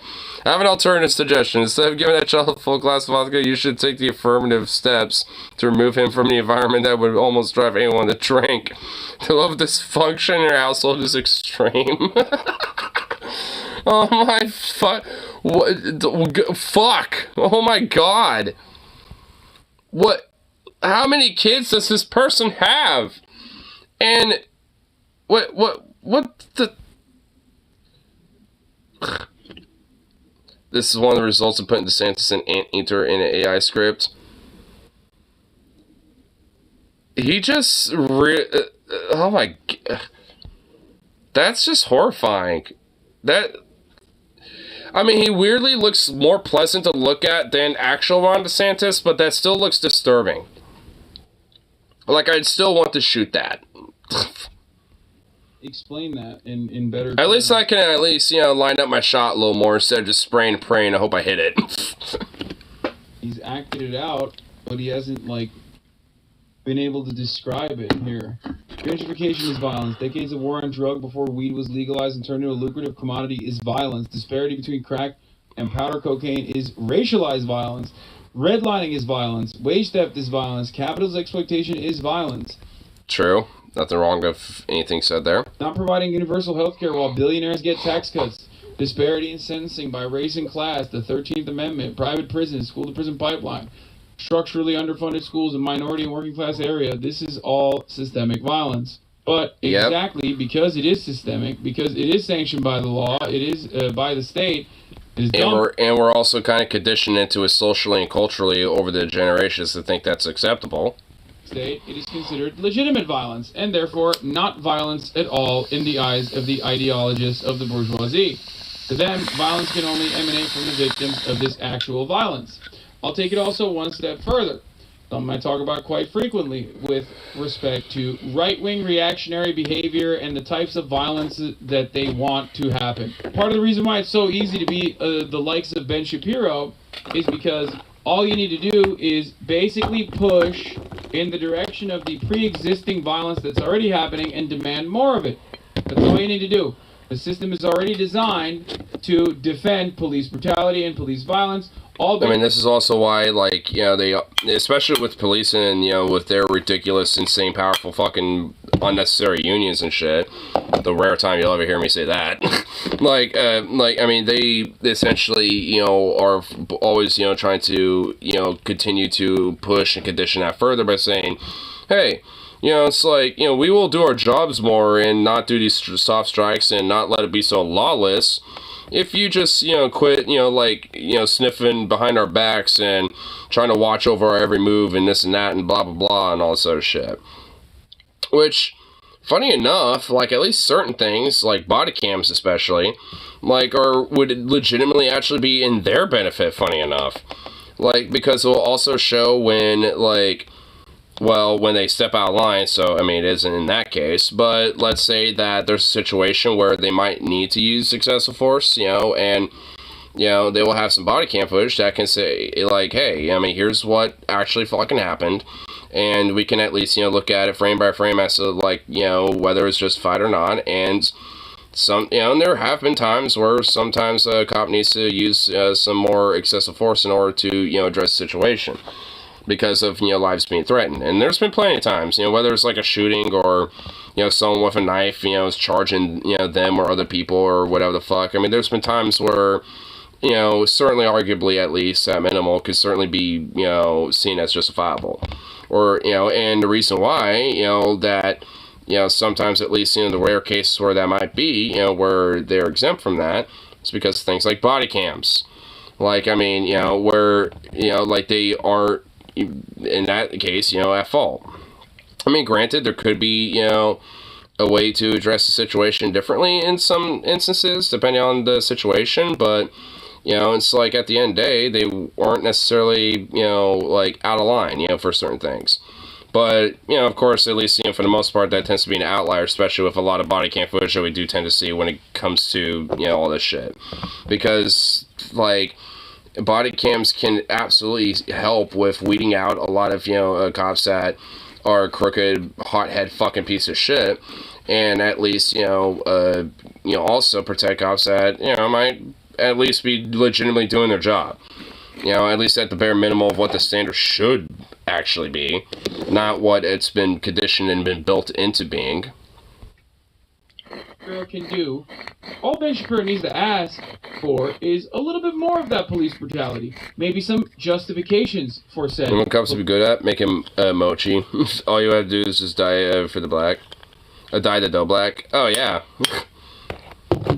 I mean, honestly, in a lot of different fucking places, like in, like, you know, some places in Europe and shit, like, a lot of cops tend to be just basically, like, you know, like, traffic guides or tour guides, and, you know, sometimes and shit. Like, I mean, you know, because they're broadly, I mean, fundamentally, at the end of the day, public/peace officers and public servants. I mean, fundamentally, that's what they are at the end of the day. I mean, ostensibly, or at least ought to be. At least, you know, what, you know, at least the whole idea of what they should, you know, are meant to be. Because, like, you know, like, because, I mean, when I was at least in Iceland, I mean, there was cops there, but, you know, they literally were, like, the least threatening looking motherfuckers I've ever seen in my life. I mean, to be fucking frank with you. I mean, and I even talked to, you know, one saying, hey, what's up? You know, can you direct me to this place or whatever? And it's like, oh, yeah, you make a tourist or something? I'm just like, yeah. He's like, oh, well, okay, cool. Well, welcome to Iceland, blah, blah, blah. Well, you know, you just go over there and blah, and, you know, that's all he did. I was like, oh, well, cool, thanks, man, and gave him a little, you know, like, toodaloo and all that, and went on about my business. That's literally, like, that was, like, the only interaction with a cop that I had in Iceland. It was just like, hey, can you direct me somewhere? And it's like, oh, yeah, sure, that way. I mean, you know, like, I mean, yeah, so... Yeah, like, at least, you know, some places, you know, like this, a part of their job, you know, is to just actually be a servant. It's not just, like, you know, be some sort of, like, peacekeeper enforcing the law. I mean, even though that is at least in some part, you know, their job too. But it shouldn't necessarily be, like, the main fucking focus at, you know, when, you know, the typical day-to-day life is going on. I mean, you can walk your beat and, you know, just be a general servant for the people that are hanging out and doing their business, stuff like that, if they need some help, or, you know, if they need, you know, to find something, or whatever the fuck, or, you know, it's like, because you're a public servant, the whole premise is to protect and serve the community, right? So a lot of those other parts, that I'm talking about here will be the serving part of that. Right? Like, ostensibly, I mean, that's what it's supposed to be about, but it was never, systemically built in that format, even though it's been conditioned, to think that, the whole protect and serve is, what we have been conditioned, with how policing is today. Which, obviously, when it comes to, like, current policing, at least in the United States especially, that is nowhere near the fucking case. It's like the exact opposite. Mochi cops.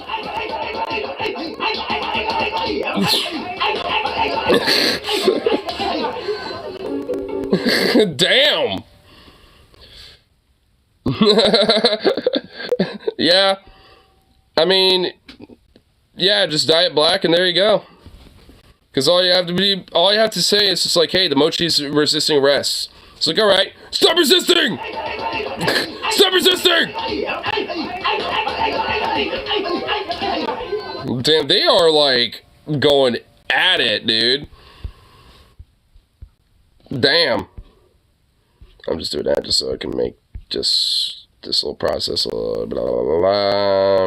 Where was it? There it is. There we go.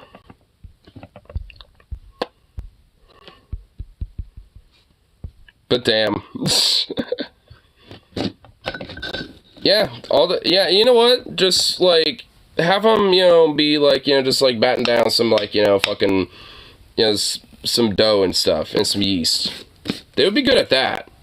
You just have to dye it all black though. Yeah, you're right though, unfortunately. Matt for that. Alright, my man. You have a good rest of the night, my dude. And later the person who gets the mochi. Where does bag of crack come from? Where did this come from? Seems a little odd. Cop in the background. Nothing. More of that police brutality. Maybe some justifications for said police brutality. That's it. That's it. Okay? That's all he needs to do. And that's precisely what he does. Because that violence is constant. He recognizes it. He knows it's happening. He wants more of it. He likes it. He wants to justify it. Shark Princeton joke? Yep. Well, I know. Well, what, you don't think the cops don't use it too? The cops are planting the drugs, but they're also using it too. I mean, it's like, a lot of the drugs in the evidence locker goes missing not just for planting the said drugs, but also for using it too. I mean, that's also why I was like, nothing. So it's just like, because it's trying to at least be, the cop wants to be at least be like, it's not me, that was you. You put it there. Side of that conversation. Every action that you engage in, whether it's defensive or even in the very unique instance offensive, but mostly defensive, that action. Oh, yeah, that's true. Yeah. Because like I said, because I guarantee you for a lot of these, cops that do, plant a lot of these drugs and shit, I guarantee you they also do use some of it. At the very minimum, they're at least curious and do try it at least a couple times just to see if they like it or not. Because, hey, they can get away with it. They got the badge on, so who's going to really stop them? Considered a big no-no. Okay? No. Sundays are fun days, right? Okay, man, I don't want to hear this bullshit. Okay, I'm like literally fucking dying and I'm trying to describe a very complex concept to you. Please. I haven't done this in a long-ass time. Like, fuck. Like, the theoretical applications of violence, what violence means. This is important for people to understand. Fuck, I lost the sneeze. Oh, I hate that. When you have a sneeze abortion. Sneeze abortion. When you protest this violence in a way deemed unlawful, you're branded an evil anti-cultural Marxist who will destroy Western civilization and reason itself. For you have committed the irredeemable sin. You refuse to play the game, the one that's rigged against you.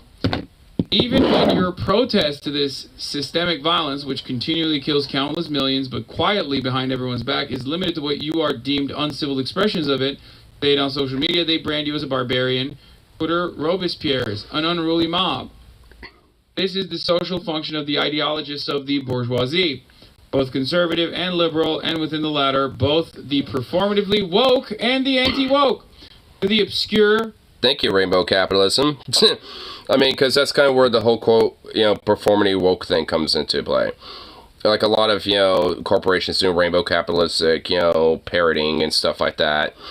Or even like, woke scolds who, might attempt to try to like, in good merit, try to like, be aware of different injustice, but if anything are just accidentally shooting themselves in the foot and like if anything are just kind of like enabling the problem. Which, where anti-wokes, come into play because they'll just like, cherry pick, like some of these people, for that type of shit specifically. To obscure the actual systemic violence that emanates from the capitalist system, they owe their social being to. I think whether pressure affects old people's joints, I'm gonna fucking shove my dick joint in your mother's pussy. Okay? It will be age appropriate. It will be age appropriate. Fucking asshole. I'm not old, man. I'm literally dying. I'm tired. I'm fucking Jesus. I'm tired of these Hillary storms. I'm tired of your bullshit and everything. But if you're aware of the magnitude of the violence, oh my god, look at all these kitties. Every second of every day is class con. Look at these kitties. Oh my god, dude, there's so many kitties. Can I have like all of the kitties? Okay, maybe not. That would be a lot of litter boxes. What kind of dick has a joint, dude? San's dick, who's about to, put that dick joint right up your mom's pussy, I guess. I mean, I don't fucking know. I mean, it was legit random. That's why I like Hassan's random ass, like, quips. He has, like, those, like, your mom, like, like, slaying your mom jokes, but you would think that, they're, like, kind of cliche, which they kind of are, but he always, like, throws out a new one, every time he does it. He doesn't always, like, stick to the same style. Workers are, to use an old-fashioned phrase, flare-ups of emancipatory counter-violence aren't signs of barbarism, they're sparks of civilization and hope. And that's how it's always been throughout history. We do not remember the times when the status quo was preserved and those who used their power to ensure it was as some heroic, virtuous moments. No. These came from those who refused to play the game, who rose up to destroy it. Yep. Then. I mean, I don't know who this is specifically. Wait, hold on. It's something squirrel. This apple seemed kind of excessive. Like aesthetically, it looks good, but how do you approach it? Like, I just eat the whole caramel apple, then a cake, or alternate? I don't know. Like, I mean, I will admit, yeah, that cake and, with the apples, like, I feel like a lot of the apples certainly meant there to be kind of, like, aesthetically. I mean, I'm assuming, like, for every slice of the cake, you get an apple with it, or something? I don't know. Refuse to play the game. Oh, here we go. Oh, so much better. Oh, Z squirrel. Zai squirrel. Z? It's a squirrel. Squirrel said shit. Rose up to destroy it. Then. In short, those who took part in the Great Refusal, as Marcuse called it, saw the sickness of society premised on a violence that cannot be named. I keep focusing on this because I don't see anyone else who is at least in this way. Even so-called leftists have fallen victim to bourgeois legalism, separating the bad rioters and looters from the good, peaceful protesters. Bullshit, read this. These people are risking their lives, while all leftist thought leaders know to do is write obscure posts in niche magazines only other postgrads read. Dissent, Mag, and N+1 can fuck off. I admire and respect all protesters, especially the violent ones. They take the greatest risk. Violent here meaning emancipatory counter-violence expressed against corporations, businesses, and statues of racist slave owners. Barbarism compared to the systemic original violence of capitalism. Just think of the victims. Really, try to. They don't exist. Don't disagree with any of that. Ever seen Monument Mythos? Scariest president, it had to be Rushmore because he had 4 heads. It's a good thing we captured him and trapped him in that mountain. Even if we had to live in fear of the spell wearing off. Oh shit, dude. Oh fuck. You know what? I like it. I'm saving it. I dig that shit.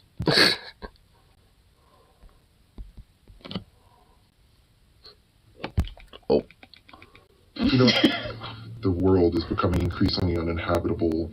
Targeted communities just continue to be targeted. Racialized violence happening in the world. Gendered violence. And for me, for love to be able to truly... Intro time. Monument Mythos. An analog horror series on YouTube that takes place in Ontario, so containing possessed monuments, as the name implies. As well, that Hitler becomes president. Oh god, she's the one who conjures, you know, the fucking spell to unleash them all, dude. To continue, to solidify her power, bro. That's how she does it. Oh shit, bro. Oh shit. And so many new ones need to pop up in their place. And I don't know what those new ones are. I don't have an answer for everything. But I know that the way that this world is right now is just not conducive to love. How? The timeline right now is the good one. At least one of the good ones. Oh no. Oh no. With individuals who don't see eye to eye with Antifa or have a very violent reaction to the word? That is a very good question. I think it's one that people have been trying to answer for a long time. How do we communicate across difference? Another reason why I don't always think showing up in full black bloc garb is the most strategic is because it makes people assume a lot about you. I put on this mask like less than 1% of the time or something, you know? Oh, really? And so many of us are doing so many different types of community organizing. What do you mean, oh really? What do you think he's doing? He's just walking around like a ninja? Yeah, no shit. Dude, the Antifa ninjas, bro. Yeah, dude, like, we're all just a bunch of ninjas just running around, you know? Like, that's what we do in our spare time. We Naruto run like a bunch of Antifa ninjas. He said, oh... So is this good as it gets? Yep. Oh, fuck. No. Yeah, dude, he puts the mask on. Alright, time to go Antifa ninja status. Better Naruto run my way into revolution.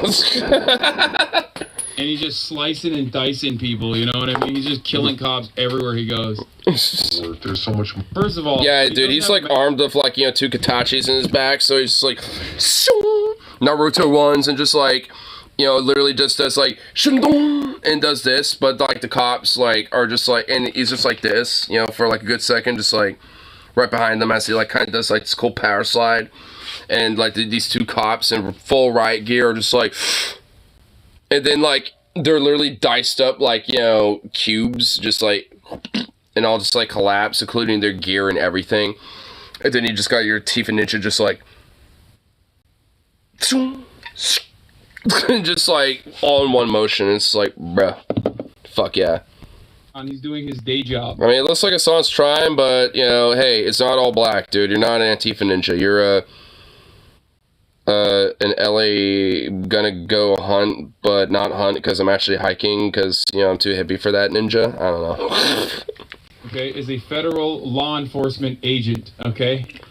So there's that. When did he put the fuck? When did that come on? Like, hold on. When did he start wearing that? He wasn't wearing that a second ago. Wait, when did that come on?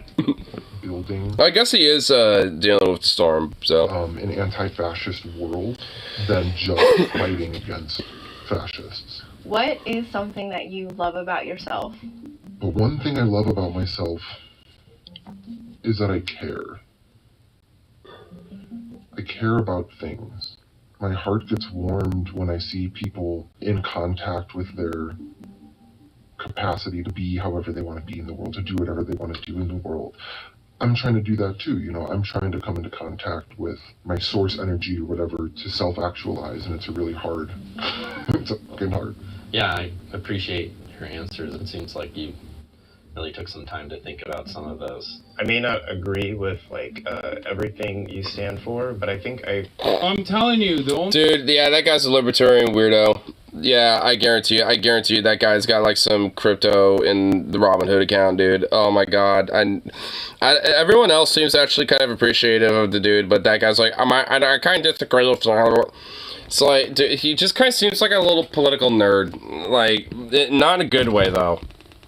The reason why these guys still don't get it is because propaganda is incredibly powerful, and he didn't do enough to counter it by describing the world and describing the pretext of politics and how it plays a role in the division of violence, who gets to do it and who's on the receiving end of it, and how we work to justify it both internally and also certainly through every kind of media output that we experience. Well, I'm sure he probably did. I mean, the thing is, Jubilee probably just cut some of that out. Like, I'm sure this is probably like, a couple hours worth of like, conversation that went on, condensed into like a 10 to 12 minute video, basically. Which, I kind of wish that at least, they would do like at least for like these interviews or some of these like more like debate back and forth things that they will do. Like, I wish they would have like, their full cuts like somewhere else or something. Like, cause it would be kind of cool to see like kind of the full conversation that goes on. I mean, because with these little Jubilees, we only ever really do see the highlights. And it's just like, man, I really kind of would like to at least, see like a full like conversation, at least one, to just kind of really kind of get an idea about, what was actually said. Because I'm sure because I noticed like it's pretty, neatly cut to where like they had, enough, conversation to where they can like tie it all in with all the with the 3 or 4 people he was talking with. So, like it all was obviously pertaining to the, same topic, obviously, but I mean, and whatever his answers were evidently were enough to, interweave it like that. But I think it's just because they had a lot of hours to talk and, or at least a few hours to talk or something like that, and we're able to use that to condense it down into the video, which, again, I just kind of wish that they had the full cut, or at least a more extended cut, and taking out some filler and stuff like that or something. I mean, I kind of wish there was at least, more of a fuller thing going on with that. Example of comedies, A Million Solutions was terrible.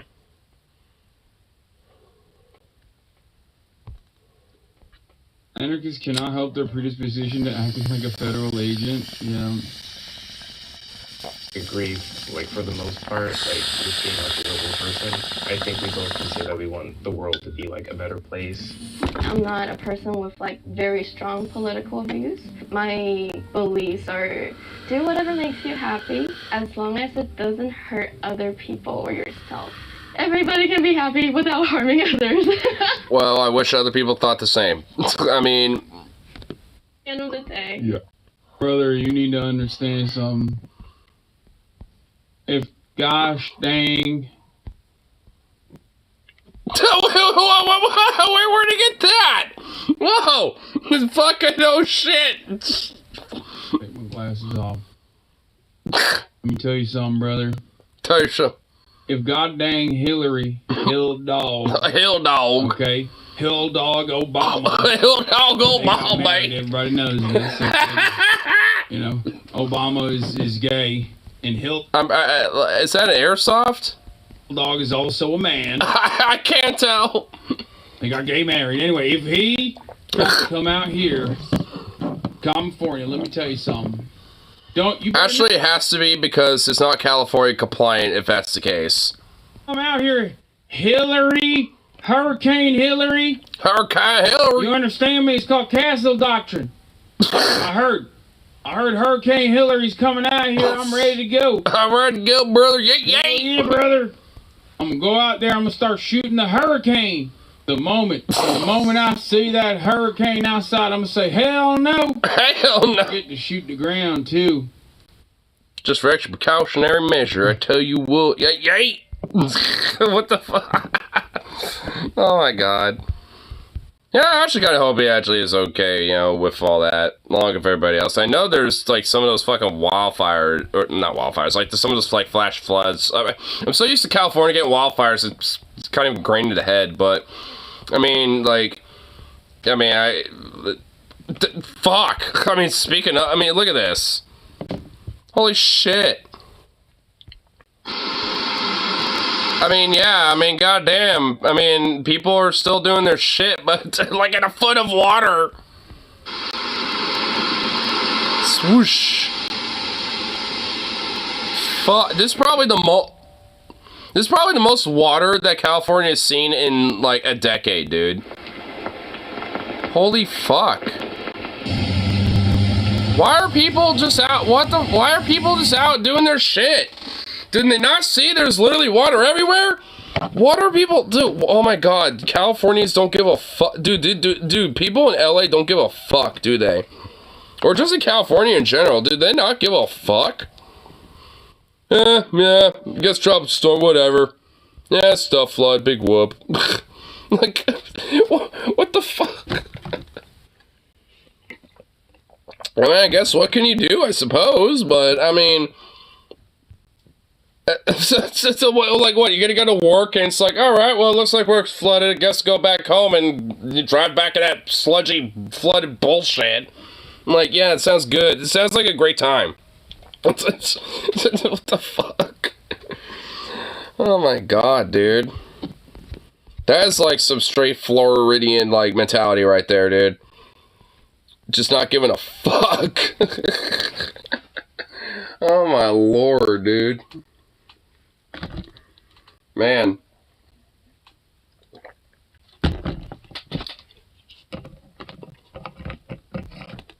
I mean, I guess I could tell that it isn't really, like, you know, like, as busy as it probably normally is, but there's obviously just enough people that evidently just could not give a fuck.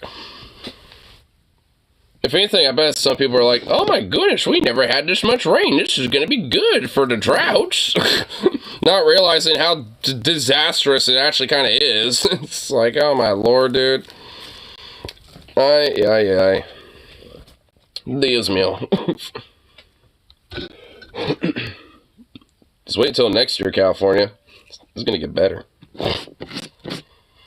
Hopefully at least some counties and some towns will at least, you know, attempt to maybe do some sort of, like, quick funds emergency election thing or something like that to be like, alright, let's have some precautionary measures so this we don't, like, flood ourselves again, you know, because, you know, like, we weren't prepared.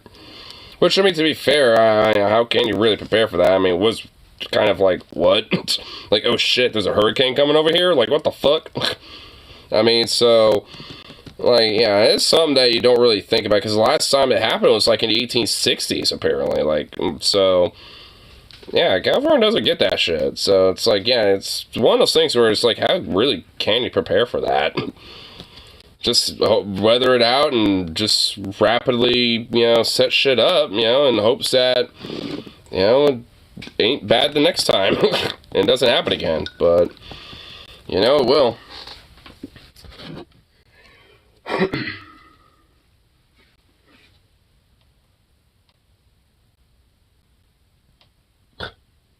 Goofy little goober. What a goofy little doggo. What are you doing in there? Well, what were you doing at least? Like, you were making noise in there. What were you doing? Are you trying to get into something that you shouldn't be? Which I don't know what. I don't even know what you would be able to get into.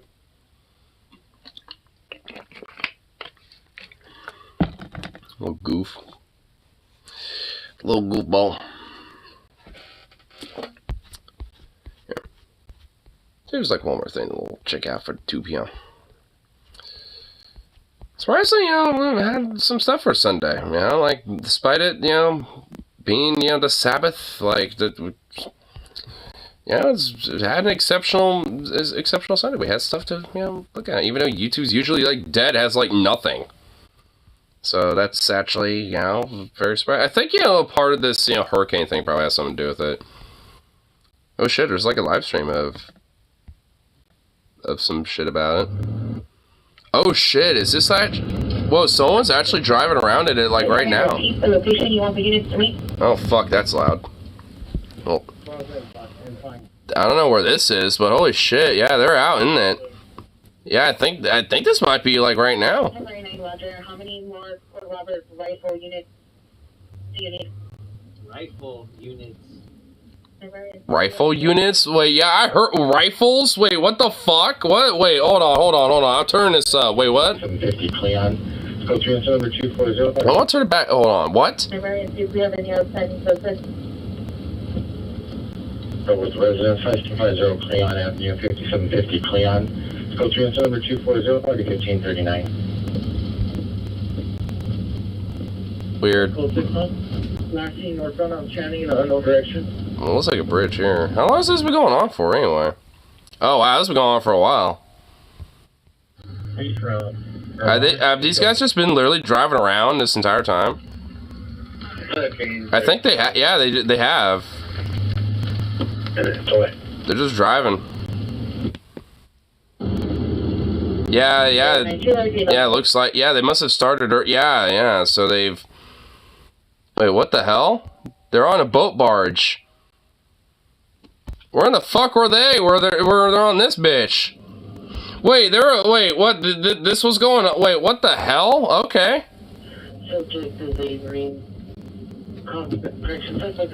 Whoa, look how sideways they just went right here. Oh shit.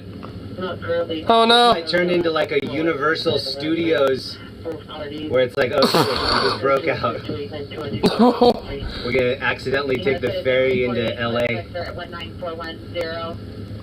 So they're in LA. This looks kind of out of control right here.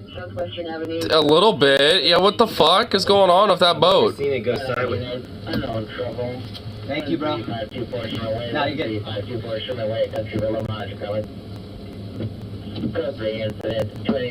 My goodness.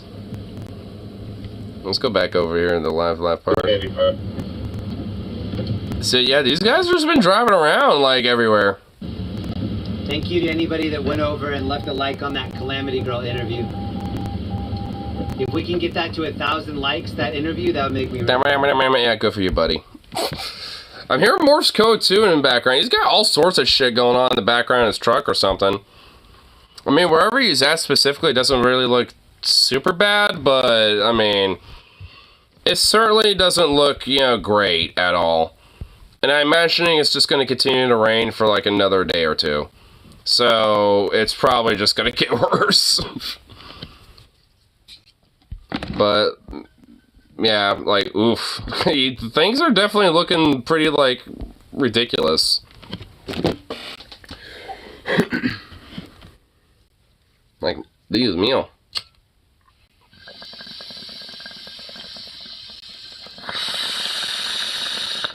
I mean, I'll say this much. It's helped kind of cool things down up here. I mean, things haven't really been that hot. I mean, it was kind of warm today, but not really that bad. I mean, I know we have been having a lot of north winds, you know, at least for today especially, but, I mean, you know, especially around this point, you know, I imagine it's probably, like, starting to push its way into, like, what, central to northern California, so some of the, like, teetering little edges of it, you know, that have dispersed are probably, you know, kind of cooling things down around a little bit. Hopefully it'll get rid of some of the smoke, too. The invasion of Canadian smoke, dude. Hopefully get rid of that bitch.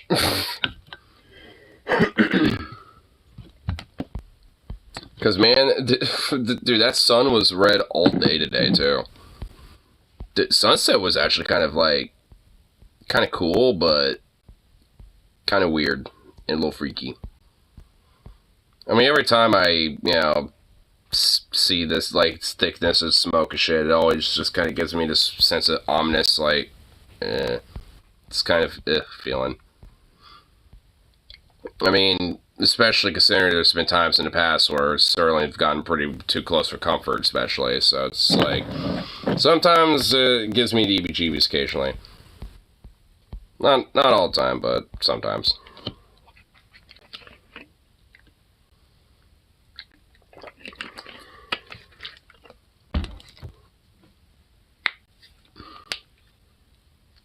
So I can pop the wrist a little bit. Nope. What about this one? Nope. Man, I'm feeling the urge to pop this wrist, but I won't. Boo.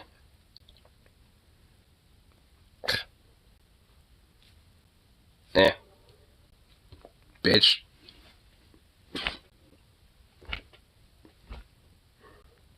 I loosened it out, but didn't pop it out. Fuck. Oh.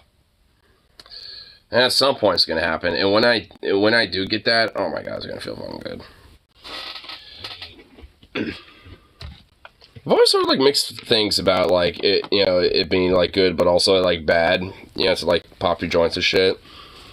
But I just would assume that it's good because like, why would having like stiff joints be a good thing and not popping them? You know, to make them more dexterous and shit. Like, it seems like the idea of it being bad, you know, it's kind of antithetical. Because just doing that now, it's like, now my fingers feel a little more dexterous. I mean, I don't know if it's placebo or not, but I'm pretty sure it ain't. So it's just like, I don't get it. Like, I've heard that shit, but I don't know what is actually true or not with that one. But I'm like, if I'm gonna just go my damn good against the woke live science on this bullshit, I'm gonna say that it's good for you. I mean, well, really, I'm assuming it's negligible. Like, it isn't really, like, good or bad for you. Like, but, like, it's a little better, I would imagine. Less tension, less stiffness, like, you know, you're, like, kind of getting shit that isn't, like, putting pressure on your joints and stuff. I mean, it's like you're popping that shit out that is putting tension and pressure and stuff, right? Like, so you think it'd be a good thing. Just my bro science on that one. I'm just gonna, you know, in my good science, I'm gonna say that, I mean, everything kind of points to it being a positive thing.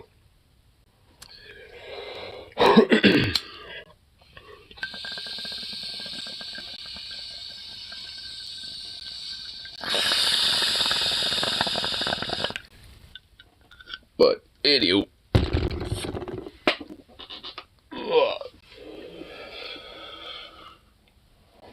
Feel a little nippy on some munchies, so I think I'll at least go good for the rest of the lovely evening, at least for tonight. But of course, I'll be back around for that next one in the glorious afternoon or morning or whenever the fuck it's time to wake up and all that fun shit. So, peace out, and of course, I'll see y'all on that next one. So,